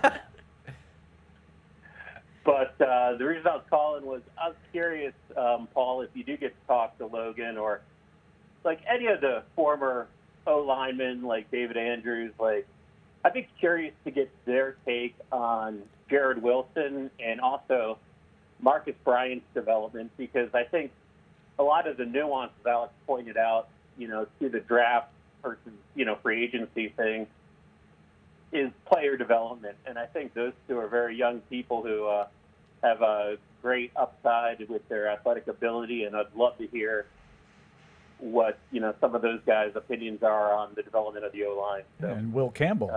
Yeah. Yeah. And, I think Will's personality mirrors Logan's a lot. I remember reading an article when they drafted Logan Mankins out of Fresno State, where he was known to step on people in college. Well, just very soft-spoken, quiet guys, but intense. Yeah. I mean, Exactly. I see your comp there. Yeah. In terms of their personalities. I think Mankins I think was Jared elite. Wilson is actually when he gets interviewed, he's very thoughtful and all of that. I haven't heard any really thing from Marcus Bryant yet, but would be curious on your take on those guys in the future. Yeah. Thanks, Tim. Yeah, I mean, we do get a chance every once in a while to see David Andrews. He was in the last home game. He was in the office. I think it's also a little bit tough for those guys. I mean, especially Andrews. He just came out of that locker room, So not telling you he's not telling you what he really thinks, but I'm not sure he's telling you what he really thinks. No, it's just so funny to go to see these guys go from the locker room and being a player, and you feel, there's kind of like a dividing line, and you don't really know how these guys view us and the media generally and what we do, and then all of a sudden their career ends and they're right in it with us and doing the same kind of analysis, and, just asking the same questions, and tweet, "Hey, Patriots fans, what are you thinking about?" I'm like, this is just bizarre. Like, you were in the locker room, actually on the team not too long ago, and now, here we are all covering this sport. And he's doing it with a former teammate, which is even funnier too, because Hoyer's a little more removed, but still. Yeah, I mean, that's another part of it that, like, when your team gets good, it's like it's not only good for the good players, it's good for guys like Scott Zolak and Brian Hoyer, and guys who just, Brian Hoyer maybe has, he's known in Cleveland a little bit, but these guys become known names around here. David Andrews, everybody knows and loves David Andrews, and it's an easy transition, especially in Boston. I don't know if that happens everywhere. I would guess to some extent, but I don't know if it's as big as it is. The bigger market, I think, there's a lot. I mean, if you listen to like the radio broadcasts, almost all of them have a former player as the color analyst. But what the Patriots did was took so many, Rodney Harrison, Teddy Bruschi, Gronk, Edelman, like they become national guys. The McCourties. The McCourty twins. Like, because of their ties to the Patriots, I think, their popularity around the league is pretty evident. I mean, Heath Evans was on NFL Network for a while. Right. Willie McGinnis. These guys, I don't think that just every team gets all of those. But I think when you win like the Patriots did for 20 years, those names become household names, and they get opportunities. Yeah. Especially if you're talented. Like, I think the The McCourties are excellent. And I say that unbiased. I think one of them is as better than unbiased the as other. you possibly could I'm not be. sure which one, but one of them is better than the other one. Wow. I'm just kidding. I'm just kidding. I can't do Tell it. Jason how you really feel. So I'm not sure. It might be Jason's the better they're one. funny because They do different things. Jason makes fun of Devin all the time Yeah. by saying that he's better. He's on the network, and Devin's more of a studio guy Right, on NBC. right. Yeah. So like they're funny. Their I like dynamic the studio is funny. guys. Set up to New Hampshire. Hey, Devin's Justin. making, like, Thanks for TikTok calling in. dances with Maria Taylor. Justin, are you there? Londonberry. Justin? Londonberry? Damn. Not so much. Uh-oh. London, Oh, goodness. The Londonderry? show's about to go off the man. rails. Here we go. Here she comes. The Nico. I need to take a picture of this Oh my call gosh. sheet. Hello, the Nico. What's up? Hello, the guys. I actually just wanted to jump on quickly to wish my best friend Alex a happy belated birthday. Thanks, Nico. Love you. Thanks, Nico. Any questions about the Patriots? Are you sad you're not still here now that we're winning? No, because I'm going to Florida right now, so I'm living the life. Oh. All right, Nico. Well, Yep. thanks for calling. Yeah, I miss you guys. Hopefully I'll see you soon. All right, Nico. Thanks. Bye. I talk to her every day. She still calls in. It's nice for she checking in on you, you know. Email here from Christian from Virginia. Kick returns are looking a bit flat with Chisholm, and I'm wondering why we don't have Travion Henderson back there. I understand we don't want to risk losing more running back depth, but he's not getting many offensive touches. We drafted him with a high second-round pick. We need to get him on the field, and if they don't like him at running back right now, they might as well have him returning kicks. I definitely don't disagree about the kick returns being a little flat, but I do disagree with getting him on the field because I think he's been on the field. Yeah, And he just runs into a wall. Yeah, like last week it was definitely pulled back. That felt, I think Brable said, we felt like Ramondre was rolling a little bit and we kind of wanted to stick with him. But we've talked about it plenty now. It's going to be hard to get through the rest of the season with just Ramondre Stevenson and a sprinkling of Travion Henderson when you absolutely have to. Hopefully he improves. I just keep going back to James White. And as much as this kid was billed as he's coming ready to pass protect in the NFL, there's been a learning curve for him. And Evans talked about how complicated it is. So, I think we need a little bit of patience with him. I still have a lot of confidence that James White was nowhere close to what James White was, in 2015, and then the year later he's scoring multiple times in the Super Bowl. So, I get it though, and I think and this is a great example of how it hurts when you lost Antonio Gibson. It not only hurt the running back depth, but now you've got to protect Henderson a little bit, and it kills both your lead kickoff returners. So I get the idea, but they got to find a way to get both those positions back up and running at a plus level. Plus. Plus. We're going to plus it up a little bit. You want a little listener-on-listener crime from Cody? Sure. Cody in Indiana. Hey, guys. So Captain Moron in L.A. starts off his call saying, you have to draft in the top half for 3 years to build a team. So, Vrabes, here's the plan. I need you to lose the rest of the games this year and then lose about 10 or 11 next year and then do that again in 2027. That is the only way we can be a good team. Good Lord, I swear this, I say ass hat? I wouldn't. Okay. I didn't. Is just trolling. Hang up the phone sooner, Fred. That's from Cody in Indiana. So direct your thoughts at him, Christian. But yeah, I think, we all get that. We all get it. I think we've exhausted that one. Right? Hey, Eddie in LA's got a good one you'll like, Paul. I have a trade idea. Tight end Isaiah Likely. Everton. Yeah, I don't see that happening. Oh. They're not going to unload one of their young I was going to say, they might unload Mark Andrews. Right. But, again, I think there's an element of whistling past the graveyard among the AFC teams. Like, Baltimore's dead. You got to kill that team before I'm talking about they're eliminated from postseason contention. Dead. Like, do you think it would be out of the realm of possibility that they could win 8 of the next 10? No, and in some ways I feel like this is the adversity maybe they finally need to flip that switch. But if you had to bet right now between Buffalo, Baltimore, and Kansas City, who would you say your money would be on to go the farthest in the playoffs? Buffalo for me. Buffalo, I think. Yeah. But right now, Kansas City's played the best. Yeah, Kansas City. I think Kansas City's still a little flawed. But if you're asking me if Buffalo and Kansas City are playing in the AFC Championship game, I'll take Kansas City until otherwise proven. Paul, you have good perspective on this because I feel like with Kansas City the last few years, there's been moments where people feel they can bury them a little bit. There've been injuries, or there's just they've had this year is a great example. They had a bad record start, but I don't think they started great the last 2 years. Maybe I'm wrong on that. Well, last year they went 15-2. Okay, that's not. But wasn't there a feeling of they won a bunch of one-score games and they were kind of winning? Were the Patriots always like that? Were the Patriots every year when they were kicking everybody's butt? Did it come in this is the year to get the Patriots? I don't really remember them really having.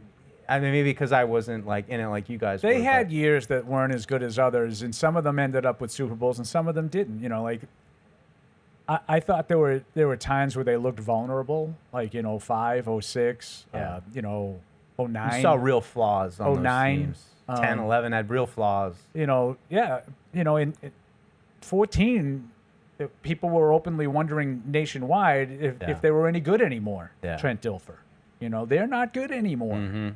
And then they're 2-2, and they go on and win the Super Bowl. I'm wondering if this stuff is real or if this is kind of created by us, because you're just kind of sick of the Chiefs winning, and everybody wants it to be like, well, who's the next dynasty going to be? And I think we've seen over the course of many different sports that people get sick of the same team winning over and over. And I agree with that. And I just would say it's real that there's some vulnerability. Like, when people were wondering if the Patriots were quite as good, as they had been in the past, they weren't wrong. What they underestimate is sort of that culture that comes with it. This is why I think your boy, Kyle Brandt, right? Yeah. Right. He had a whole rant 2 weeks ago when Kansas City was playing Detroit. Bury them now. Yeah. Step on their throat. Don't let them breathe. Don't give them life. Now's your chance. The rest of the league has Kansas City on the ropes. Yeah. Put them out of their misery. Otherwise, now all of a sudden, 2 weeks later, people are looking at Kansas City as the team to beat in the AFC. Yeah. They could have been 2-4. Now, I would not have buried them at 2-4 either, but I understand what Kyle's point was. You have a chance to make them have to go the long way. Maybe make them a wild card. Now, would you be surprised if they end up winning the division? Absolutely No. not. Absolutely not. Especially wouldn't. with San Diego, Los Angeles, banged up. I mean, they're floundering a little bit. All right. Hopefully we get Fred back soon so we can do picks. We got to hurry. Hey, Kendall, what's going on? Hey, what's going on, guys? Hey, Kendall. Hey. Colin, I appreciate y'all for sending the unfiltered shirts. Nice. Got it in the mail. Yeah, he got his One of the shirts. ones who actually got them. Thanks, Kendall Matt. emailed me and let me know that. Yeah, I'm glad Matt got them out to you. Good job, Matt. Learned how to mail stuff. And also, what games down the stretch can y'all see getting possibly split? And I'll take it off. Thank you. What games down the stretch could we see what? Split? Let's just pretend that's what it was. We hung up a little prematurely. We should have Could we followed see up. them slipping up? Slip? Oh. Maybe losing? Yeah. I mean, I have a hard time There's a talking lot of myself coin into the flip Jets in ones. Miami. I know you're like, they could go, those three are still on the table, but those three to me kind of feel like you really got to have to lay an egg in those ones. I think that they could lose one of the games to the Jets. I don't see them losing at home to Miami. The Giants game, I think, could be a thank God, sneaky tough game. I like to see how I want to see how the Giants respond to their collapse. Sometimes, bad teams lose a game like that. I'll go back a year, okay? At 4-2, the Chicago Bears were in Washington, 10 seconds away from going 5-2. And they, never won again. I think they won one more game. They gave up that Hail Mary, and their season just unraveled. And I think they won one game the rest of the season. I could see that happening to the Giants. The Giants should have won that game Sunday. They had a chance to have a little momentum, continue the little bump they've gotten from Jackson Dart. Would you be stunned if they got boat raced by the Eagles this week in Philly? A little, actually. I know, Really? It's surprising you. I know. Well, it's a little peek into the picks that are coming up. I would just say, as brutal as it was to lose that way, I also feel like, shoot, you have to take some positives from that you went into Denver is a hard place to play. They play every game there. And, and we're in it. Another It's foreshadowing of the picks. definitely disappointing the way that it all went down. And, they had it, and then they didn't, and then they had it, and then they didn't. But I didn't see a Patriots 4-win team play a game like that over the last 2 years. It was served on a silver platter for them to win. They're just last few plays of the game, they're just chucking a deep ball towards the end zone. It doesn't work. They do it on 4th down, and they get a DPI call. And you're on the 1 yard line, and then Sean Payton gets a penalty, and then you're Yeah. And when you're a young team, I think that's, you give yourself a little bit of grace in those games of well, shoot, we can score points. We can move the ball quick. We can, again, I just go back to the point. I think that game will be more difficult than, It's funny, than I too. thought it would have been, say, a month ago. Because Me too. even That's all. if you asked us at the beginning of the season to look at the schedule and say, are you more worried about playing the Giants or going to Buffalo and playing against Buffalo? And I'd be a lot more worried about Buffalo. Right. But yeah, that's kind of what I'm saying, Alex. Mhm. It's we look at a game like That's that the and say, league there's this no, year. there's no way the Giants are going to beat you. Well, all of a Just sudden, the league this they year. look different. Yeah. Yeah. What did I miss? Anything good? Took some calls. Talked a little bit. We hashed out. Mike ain't Fred. No, I He can't. took 3 straight Yeah, calls, they all- Fred, no and one got wanted nothing to- but dial tones. Literally, you could hear him hang up as soon as they heard my voice. They wanted no part of talking to Mike. It's really kind of I thought this embarrassing. was the Fred Kerr show. Yep. Fred left. I got no issues. I got no interest. Now, I'd say, though, for me, generally, pretty much every game is just it's going to be. I mean, the interesting. games. It's I gonna be mean, challenged. It's we gonna know be- Buffalo, Yeah. Baltimore, Cincy, Tampa. Those games, I think everybody would consider Sure. those are difficult games. But out of the games that quote unquote you'll be expected to win, the Giants is one that I would say might be a little those more pass difficult. rushers. I mean, they got guys. I mean, who are really good athletes off the edge. So But fortunately, it's at home. yeah, Like a Monday night at the Meadowlands, I think would be the Giants seem to big order. they seem to play well in those kinds of spots. I think you can take confidence from that game as much as they get over the way it ended. And again, do you ever remember the Patriots playing a game like that where it was the Patriot games that they would win would be like, oh man, other team made some mistakes. We grinded out 17 points and we won 17-14. Not, we were going up and down the field. Then they went up and down the field. Those. Yeah, I see positives as a young team. I mean, that would be a good sign for Brian Dable if he's able to do it. But I could absolutely see them winning one more game the rest of the year, because sometimes those are the games. Well, we're the same old Giants. It ain't happening for us this year. No Malik. I do think they're better though in terms of talent. I mean, that defensive front. There'll be some buzz next year with they get Neighbors back, and then they dart year 2, depending on how it goes the rest of the way. But yeah, they'll have a little juice next year. NFL.com changed the way they do their schedule. They don't list like Universo and What all are we that gonna stuff do? anymore. So I'm gonna have to scramble a little bit. You want me to print you out a sheet? All right, it's that time.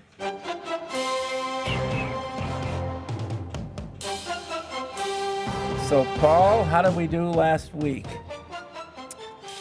Alex tops the list yet again, 12-3. Wow, very good. Followed by Mike at 11-4. I don't think I did so good against the spread. Paul and Fred, 10-5, and Evan didn't obviously have a top 5 draft pick, Right, he's so he trying to only get- went he's trying to 8 get and 7. picks. He's trying to get Right, picks. he's building for the future. It writes itself. Yeah, it's too good. So season standings are as follows: Alex, 72-35-1, followed by Fred at 70-37-1, Mike 68-39-1, Paul no longer in last place, 63-44-1, and Evan 60-47-1. In his eyes, he's winning. So with the spread, Frederick 10-5, followed by Alex and Paul at 9-6. Okay, not as bad as Mike I and thought. Evan at 8-7. Okay. So the spread. A good week. Fred just continues to run away away. with it. 61-47, followed by Paul, now in second place. How does that happen? Wow. 54-54. Thoroughly adequate in my Yeah. mediocrity. Yeah. Or as I like to say, my But adequacy. you were way in the dungeon. I was. So you're Fred. clawing That's your a way comeback. back. And you know what? I Don't had let a him win really, one. really good week going, and I took 2 upsets on Monday night and missed them both. Okay. It was a killer. So I'm second, 54-54. Alex, 52-56.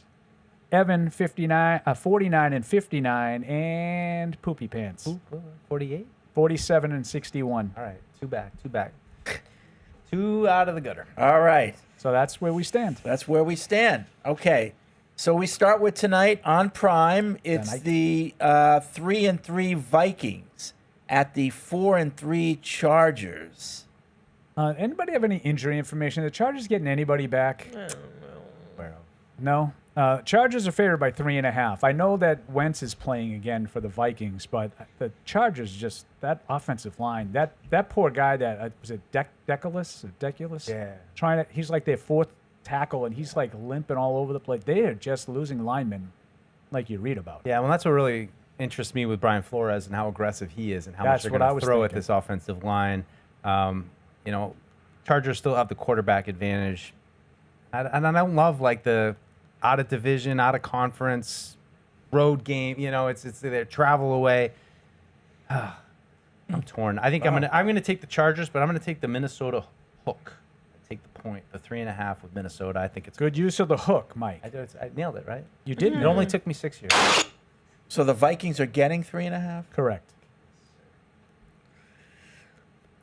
I'm going to go with Vegas and just take the Chargers both ways.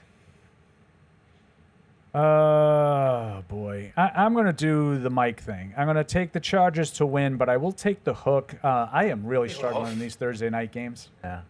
I haven't really gotten many of them right. I'm struggling with the Chargers and the Vikings this year. Yeah. I don't know who they are.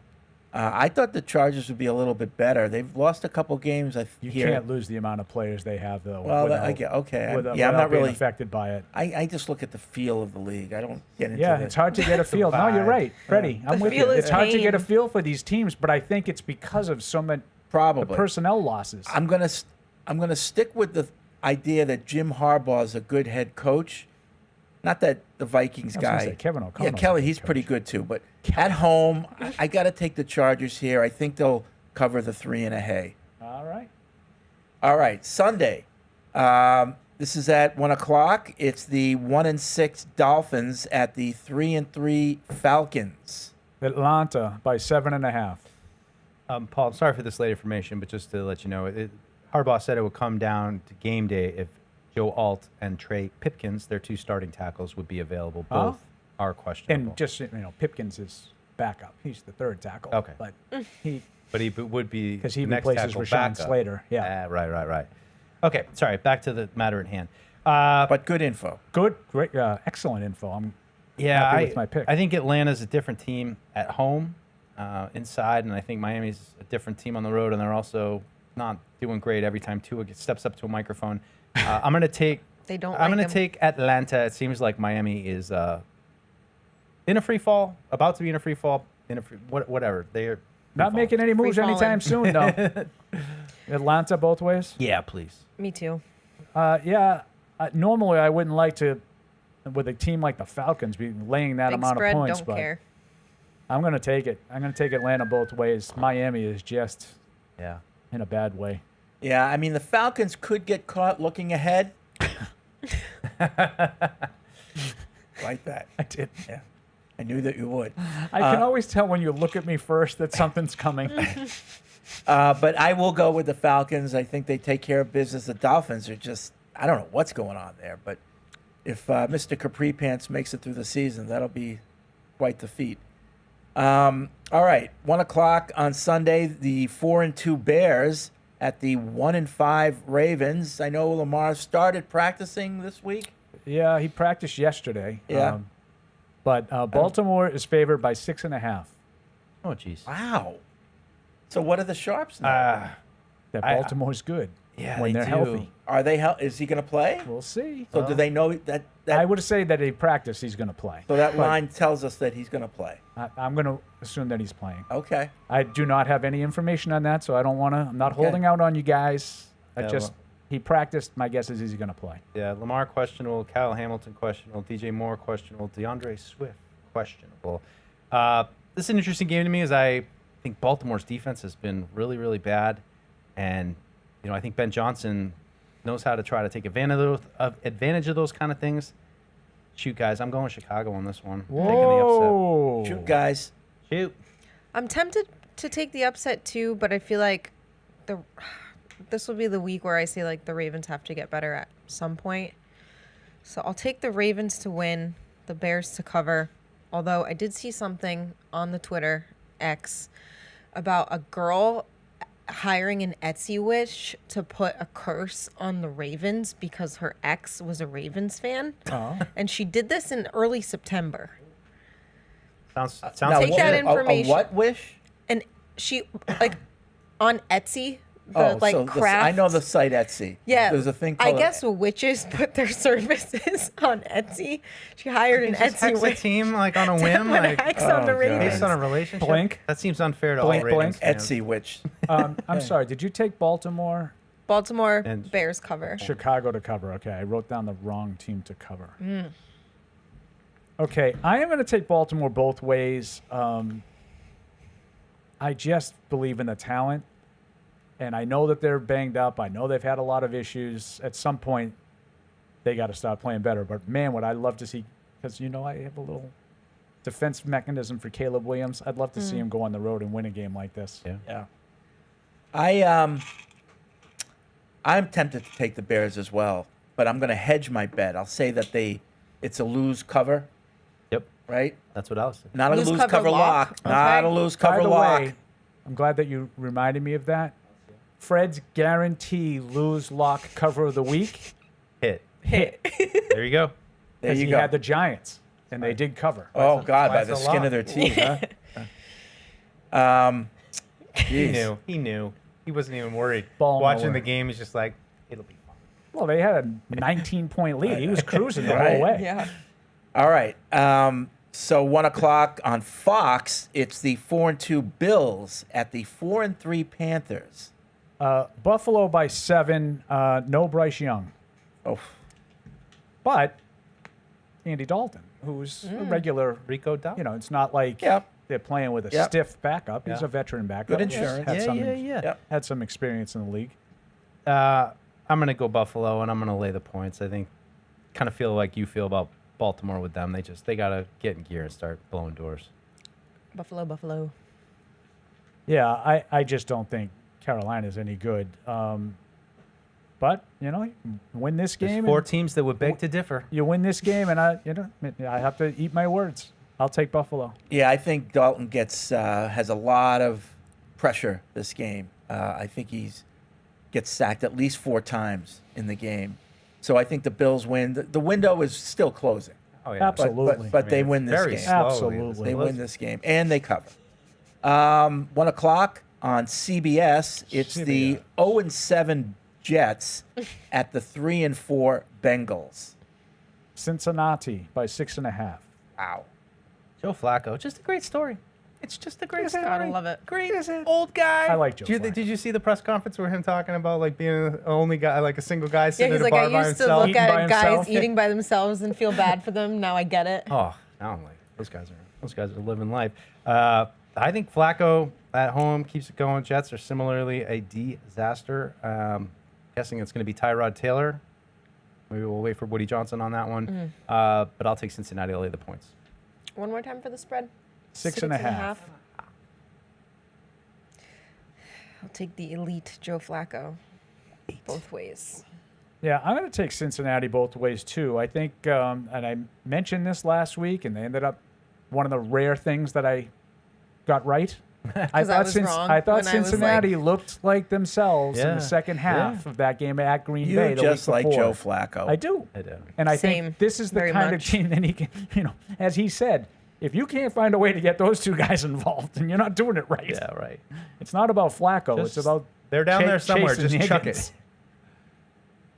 Cincinnati. Okay. I'm going to take the Jets to cover. Lose but cover. It's a tough one for you. They still have a good defense, but I think that they stay within I think 6 Sauce points. might be out. Oh, really? Yeah. Okay. Possible. I It's just wanna- I like to be again. full I go with the disclosure. feel. I go with the feel, and I can't go That's back. a tough game for you. I mean, there's a can't go lot of with- hate involved Yeah. in that game for Oh, you. I hate them both. Can they both lose? A lot of hate involved in that game for you. Yeah. So I feel that the Jets will cover this game. Yeah, Wilson and Hall both questionable knees. Brees Hall? Brees Hall. Wow. Oh, Garrett Wilson, I believe, is out. I don't think he's going to play. I Oh, thought crap. Sauce was hurt, too. Oh, but- re- oh, Sauce, they it looks like might be in the oh, concussion protocol. Can I change my thing? Yeah. Based on the X. Sauce is in concussion protocol? Or says questionable concussion. Yeah. So I just like I All right, like to give. it Bengals both ways. See, but now you're going to yell at me. Now we're if- gonna just jinx No. It's fair. new information. I was Yeah. just trying to give you the information that I knew. I don't We like didn't to get hoard through the it. whole round of the picks, so it's okay. Yeah. Okay. But I'm just worried about the Jets covering, and then I thought you said he wasn't playing. He played. He had 3 picks. That sounds just like Fred. 1 o'clock on Fox. The 5-2 49ers at the 2-4 Texans. Houston by 1.5. Houston. Oh boy. So hold on, Really? please. I'm checking some of these. Somebody's got to be hurt here. Purdy, Pearsall. Well, a lot of Niners. Yeah, that's what I mean. Yeah. Collins questionable. But they were all hurt last week and they won. Yeah. I don't know. As long as Christian McCaffrey's healthy, I feel like they get the ball in his hands. I'm going to take San Francisco and the upset on the road. Me too. Yeah, I'll lose another one. Give me Houston. Really? Just like I did last week. Yeah, I'm going to go with the 49ers in this one. 1 o'clock on Fox, the 2-5 Giants at the 5-2 Eagles. Philly by 7.5. Ooh, that's a lot. As previewed earlier, I'm going to take Philadelphia to win, but I'm going to take those points for the Giants. I just think Jackson Dart, little feisty. They'll keep it close. Eagles. Yeah. Give the points to the Giants. Yeah, I'm going to take the Eagles to win going away. I'll take them both ways. I think those games are hard for young teams to overcome, and Philly just lost to the Giants. I think they have that on their minds as well. I like the Eagles big. Yeah, me too. I don't think you could say, the Giants are going to be motivated, because of what happened. They could be. Dable broke a chair in the locker room, which I heard about. Really? Yeah. They That'll could. do it. That would be a different way of responding. I likened it to the Bears last year, Fred, when they lost that Hail Mary game to Washington. Yep. And then kind of never won again. Yep. That happens. Yep. They It broke does. They broke It 'em. does. But I'm gonna take the Eagles. All right. Now we skip over the Patriots at 1 o'clock, and we move to 4:05. It's the 5-2 Buccaneers on Fox against the 1-6 Saints. Tampa by 4.5. Another team who might be looking ahead a couple weeks. Yeah, Baker's already thinking about it. Probably. That's why his knee hurts. I'm gonna take Tampa. They bounce back against a division opponent. I will lay the points. Me too. Yeah, I agree. I think they had a terrible offensive performance Monday night, and I think they bounced back from it. Me too. Buccaneers. 4:25. The 3-3-1 Cowboys travel. Guess where? To Mile High. Of course. For the Broncos for their 8th home game this season. Unbelievable. The 5-2 Broncos. I used to give on Freddie CBS. some pushback on that. Now you He's get so it. right. Does seem Every right. game they play is at home. It's That's right. amazing. It is. Broncos by I 3.5. got the footage on the helmet, just to remind you. The footage. Or the altitude. You know what I meant. The footage. The mileage. Shoot. This is a tough one. I They know. got two good offenses, to probably move the ball. But I'm going to, when in doubt, Denver at home. I'm going to lay the points. I'm going to take Denver at home, but I live dangerously? Huh? yeah, I'm going Care to live to hedge a little. I am not going to hedge. I will take the Broncos to win, and that defense is pretty good. See, you don't have to say, I'm going to take the Broncos at home. That's redundant. You just Taking say, the You're right. Broncos, taking the it's Broncos. assumed. Oxymoron. Yeah. It's Right. like those 2-column deductive proofs that you used to have to do in geometry. This is the given. Oh, But boy, after I the- love those. After the last Love game, geometry. Said no one ever I know. anywhere. I love geometry. I really after do. what the Broncos did to the Giants, in the words of Kevin Garnett, their whole team is saying, anything is possible. So they win this game. Broncos? Broncos win. Yep. 4:25 on CBS. The 1-6 Titans at the 6-1 Colts, flying high, best record in the NFL. Colts by 14. Oh Lord, 14. Lordy. Well, we just saw Tennessee play. Shoot, I'm a little tempted to take the points just because it's a division game, but it's at Indy. Oh, Lordy. And I feel like that Jonathan Taylor, man, he's a nightmare. He is one piece of running back. I'm going to lay the frickin' points. I can't believe it, but yeah. Me too. Oh, do I try to steal one? How'd you feel about Cam Ward last week? No. Yeah. At home, I think that they get some turnovers too. I'm going to take Indy. I'll lay the points. Is Simmons Folks, hurt? Joffrey? He might be questionable. Let me hold, please. I mean, he should be fresh. He only played 12 plays against Because the I'm Patriots. thinking the only chance they have is to break Jones's leg in the first quarter. He's still listed as questionable right now. Listed as questionable. Same with Ridley. What that he roots for? I'm not rooting for it. I'm just saying that that's the way they win. Kind of sounds like you are. Knock the quarterback out. Not old school football. Paul. Especially Anthony Richardson's not even available, right? Shoot, He's and got that. Snead's on IR, huh? They had to put Snead on IR after last week. Yeah. That's what happens when you play the Patriots. That's a lot of points, but I'll take the Colts at home to cover. Sunday night football. Very short schedule this This week. is NBC, and they say NBC +2, but they don't say what the two. I'm assuming it's Universo and the Peacock, right? The Peacock. Yeah. Le Peacock. It's the 4-1-1 Packers at the 4-2 Steelers. Green Bay by 3. Oh. Not a great game, but a good game. Good Sunday night. Not a bad- sometimes not those a Sunday bad night game. games. This is a good Fred rooting game. Yeah, oh really? Oh yeah. Really? Yeah. Yeah, I'm gonna Aaron take Rodgers against the Pack. Right. I'm gonna take Green Oh. Bay on the road. I still think Pittsburgh is a smoke and mirrors kind of team, but yeah. Go Pack, go. Yeah, I'm going to take the points. I like Pittsburgh at home on a Sunday night. Rodgers Renegade? Rodgers will be motivated. Yeah, I'm going to take Pittsburgh. I am rooting hard for the Packers. Because I want to see the Steelers lose and Aaron Rodgers lose, but also if Playoffs. things continue, right? Playoffs. This is Yeah. playoff implications. You here. are correct, Freddie. Yeah, we're gonna have to So This is a game Patriots fans should be rooting for the Packers. Packers win this game. Packers win this game. Maybe they knock Rodgers out of the game too. Oh, you continuing to root for injuries really makes me uncomfortable. It was unnecessary. I'm not rooting for injuries. I'm just predicting the future. You root And for maybe injuries. Fred's going to leave the show at Etsy.com. Like, my goodness. And maybe his head falls off. I don't know. I'm just saying. Maybe it happens in the middle of the game. Call me now for your free reading. You should hire an Etsy witch to put curses on all the teams you hate. Yeah. We could call it like on the show. Etsy and- wouldn't have the bandwidth to be able to support that. The server. I'm going to would- ask would Evan if blow. Clintus has a witch. Let's go to Clintus Witch. Clintus Witch. Yeah. Monday night. This is on ESPN +3, so that's probably ESPN Plus. ABC? No, it wouldn't be ABC. Might be. All right, Monday Night Football. I don't know. Yeah, but there's only one this week. There's no doubleheader. No doubleheader. That's this a bummer, week. and it might be the end of the doubleheader. Yeah, I think good. that was the last one. I Good. love them. I agree with Fred that I like the games going at the same time, not necessarily not the 10 o'clock 7-10. one. Yeah, Right. not the 10 o'clock one. The 3 and 4 Commanders, who Evans says it's over. They're done for the next decade. Because they went to the NFC Championship last right. year. If Against- they had just had a top He's not 5 here to pick, they'd defend be okay. himself. Against Paul's team, he's a big Chiefs fan. The 4 and 3 Chiefs.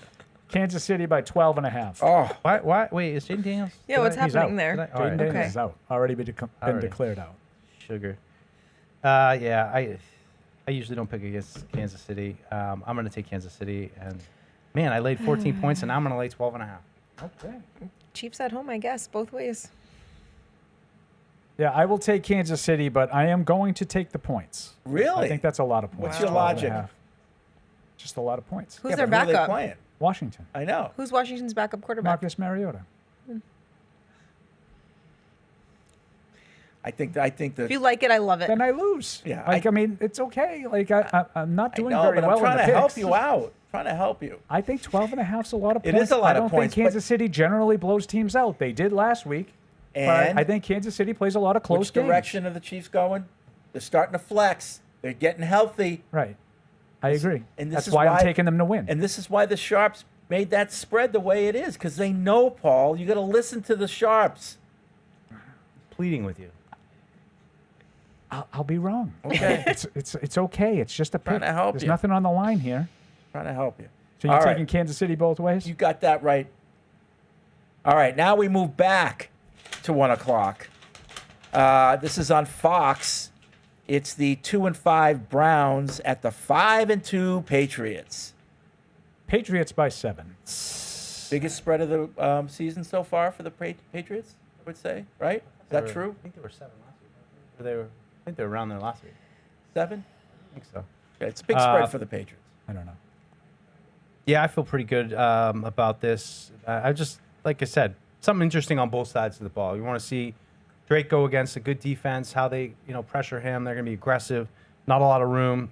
Just a good challenge. See what New England's offense has got, and then defensively, can they just make this kid, look like they should, and look like a rookie should, especially right out of the gate. But I got the Patriots winning pretty easily. I'm going to say New England 24-10.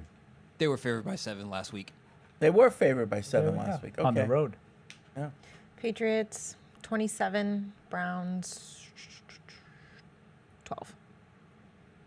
The Etsy Woods. So I looked up. It's a deal, you guys. Oh, really? 11.15 custom spell from an Etsy witch. Wow. From an Etsy witch. And it has great ratings. 821 reviews, 4.7 stars out of 5. That's a lot of reviews. That's a a lot good of cursed score. people walking around. I know. My stupid husband, I put a curse on. She put a curse on him, Well, and now he's dead. And great job. There's one that's like be a apology Southerner. and reconciliation spell. You can get obsession and return spell. People are insane. And what's the cost? $11? For a custom spell, 11. That's Where'd it go? certified? Do I get a 11.15. certificate with that? It's 50% off right now, so tell you what, just in time for the. If I were Josh I Allen, like the BOGO. Patrick Mahomes. They have BOGOs too. You buy one, get one I'd be free. very worried about what Fred's about We'll to check purchase. Groupon too. Make sure there's on a better deal before we make any purchases. But So I am going to absolutely take the Patriots to win this game, but I will take the points. I think there's a chance that this is a little bit lower scoring. I'm going to go 20-16 Patriots, and maybe it's a backdoor cover for Cleveland. I think the Patriots will have the game in hand, but maybe the last score is Cleveland's, and that gives you a cover. Like it. Yeah. So if a tornado wipes out Cincinnati, Oh my you God. know that I went to that site. Well, I just told you, if I were Patrick Mahomes and Josh Allen, I would not be comfortable right now with Fred's future purchases on Etsy. New England men, be nice to your girlfriends, your exes, your situationships, please. Situationships. Or an Etsy Okay. witch. Says the princess. over Come for there. you. Oh, right. Oh, right. Oh, stop. Yeah. Oh, stop. Don't bring that up. Listen, all week we've been talking about how good the Browns defense is. It is. This is a great test for the Patriots offense, not so much for the Patriots defense this week. So, as a result, I think I've heard a lot of similar scores, and I think there's a reason for that. 20-10 Patriots win this game. And very likely they don't even get 10. So What do you think the chances are better that the Patriots come out, play really well, and kind of assert themselves on both sides of the ball maybe, and just build a little lead, and then it's kind of just maintain that lead? Or do you think it's going to be close for a while? Like, do you think it's going to be some fits and starts for the Patriots, and maybe even I think a little it's going to be pressure? reminiscent of like 04-03, where you just know the Browns aren't going to be able to do it. Yeah, So it might be score points. close score-wise, but it won't be uncomfortable. Yeah. You won't feel uncomfortable. I agree with Fred. You know? I could see it looking a little like last week, but never like you're never going to feel like the Patriots are in trouble. Right. Yeah. Because you're going to look and you're going to say it's just not enough offense. Now there we're going to for come Cleveland. out of this game saying we left stuff on the field. We Yeah. got to finish. Stuff like that. You guys do that every week. Yeah. Well, I just look we're at it and say, like, perfectionists. you can't score every time you get the ball. But the Patriots moved to 6-2. What? Yep. 6-2. Crazy. Yep. It is crazy. That number hits hard. And if my Etsy stuff, I just feel if like my everybody Etsy stuff before the works, season then thought they were going to be Daniel right Jones now, out. Yeah. 4-3. Yeah. Yep. I know. Not 5-2. Like Can the you put a Buffalo game is positive the Buffalo spell game is on the the one Patriots? Yeah. I don't do positive spells. Okay. No, and I landed on 9-8 at some point this summer, and that's what I would say. But even still, just to hear like the chance here in October to get your 6th win when it was like impossible to get wins the last 2 years, is still just jarring to me. All right. That's going to be it for the show. I want to remind people, sign up for the Patriots Unfiltered newsletter by going to patriots.com/PU newsletter. We'll have one coming out tomorrow. Anything good that you want to preview? Halloween Alex? stuff? Maybe some Etsy witch things. I think I'm going to send the questions I sent to you guys this week. That might be on hold till next week because I realize the next newsletter's on Halloween. Oh, so Right. Okay, Might well be you more have fitting you then. have my answers You have already. mine as Yeah. well. I'll dig up a picture for you too on that. Cool. So now I you're going to should- ask us what would be our Etsy spell that we would There put we on? go. That's the tease. Oh, I'm having some fun with that one. Yeah, I don't want to put injuries in writing. I think we all know what Fred's I might get answer a call from Fred's the like, I higher want up. this team's plane to crash. No, from our own team. You can't be representing the Patriots and wishing injuries, blah, blah, blah. Talking to an Etsy witch. All right. Thanks for watching this week. Have a good weekend, everybody. We'll see you next Tuesday. Hey, this is Alex. Thanks for tuning into the show. If you really want to help us, make sure you like us on Apple Podcasts, Spotify, or wherever you get your podcasts. Also, make sure you follow us on the New England Patriots YouTube channel to see this show and everything else we do here at the Patriots. Thanks a lot.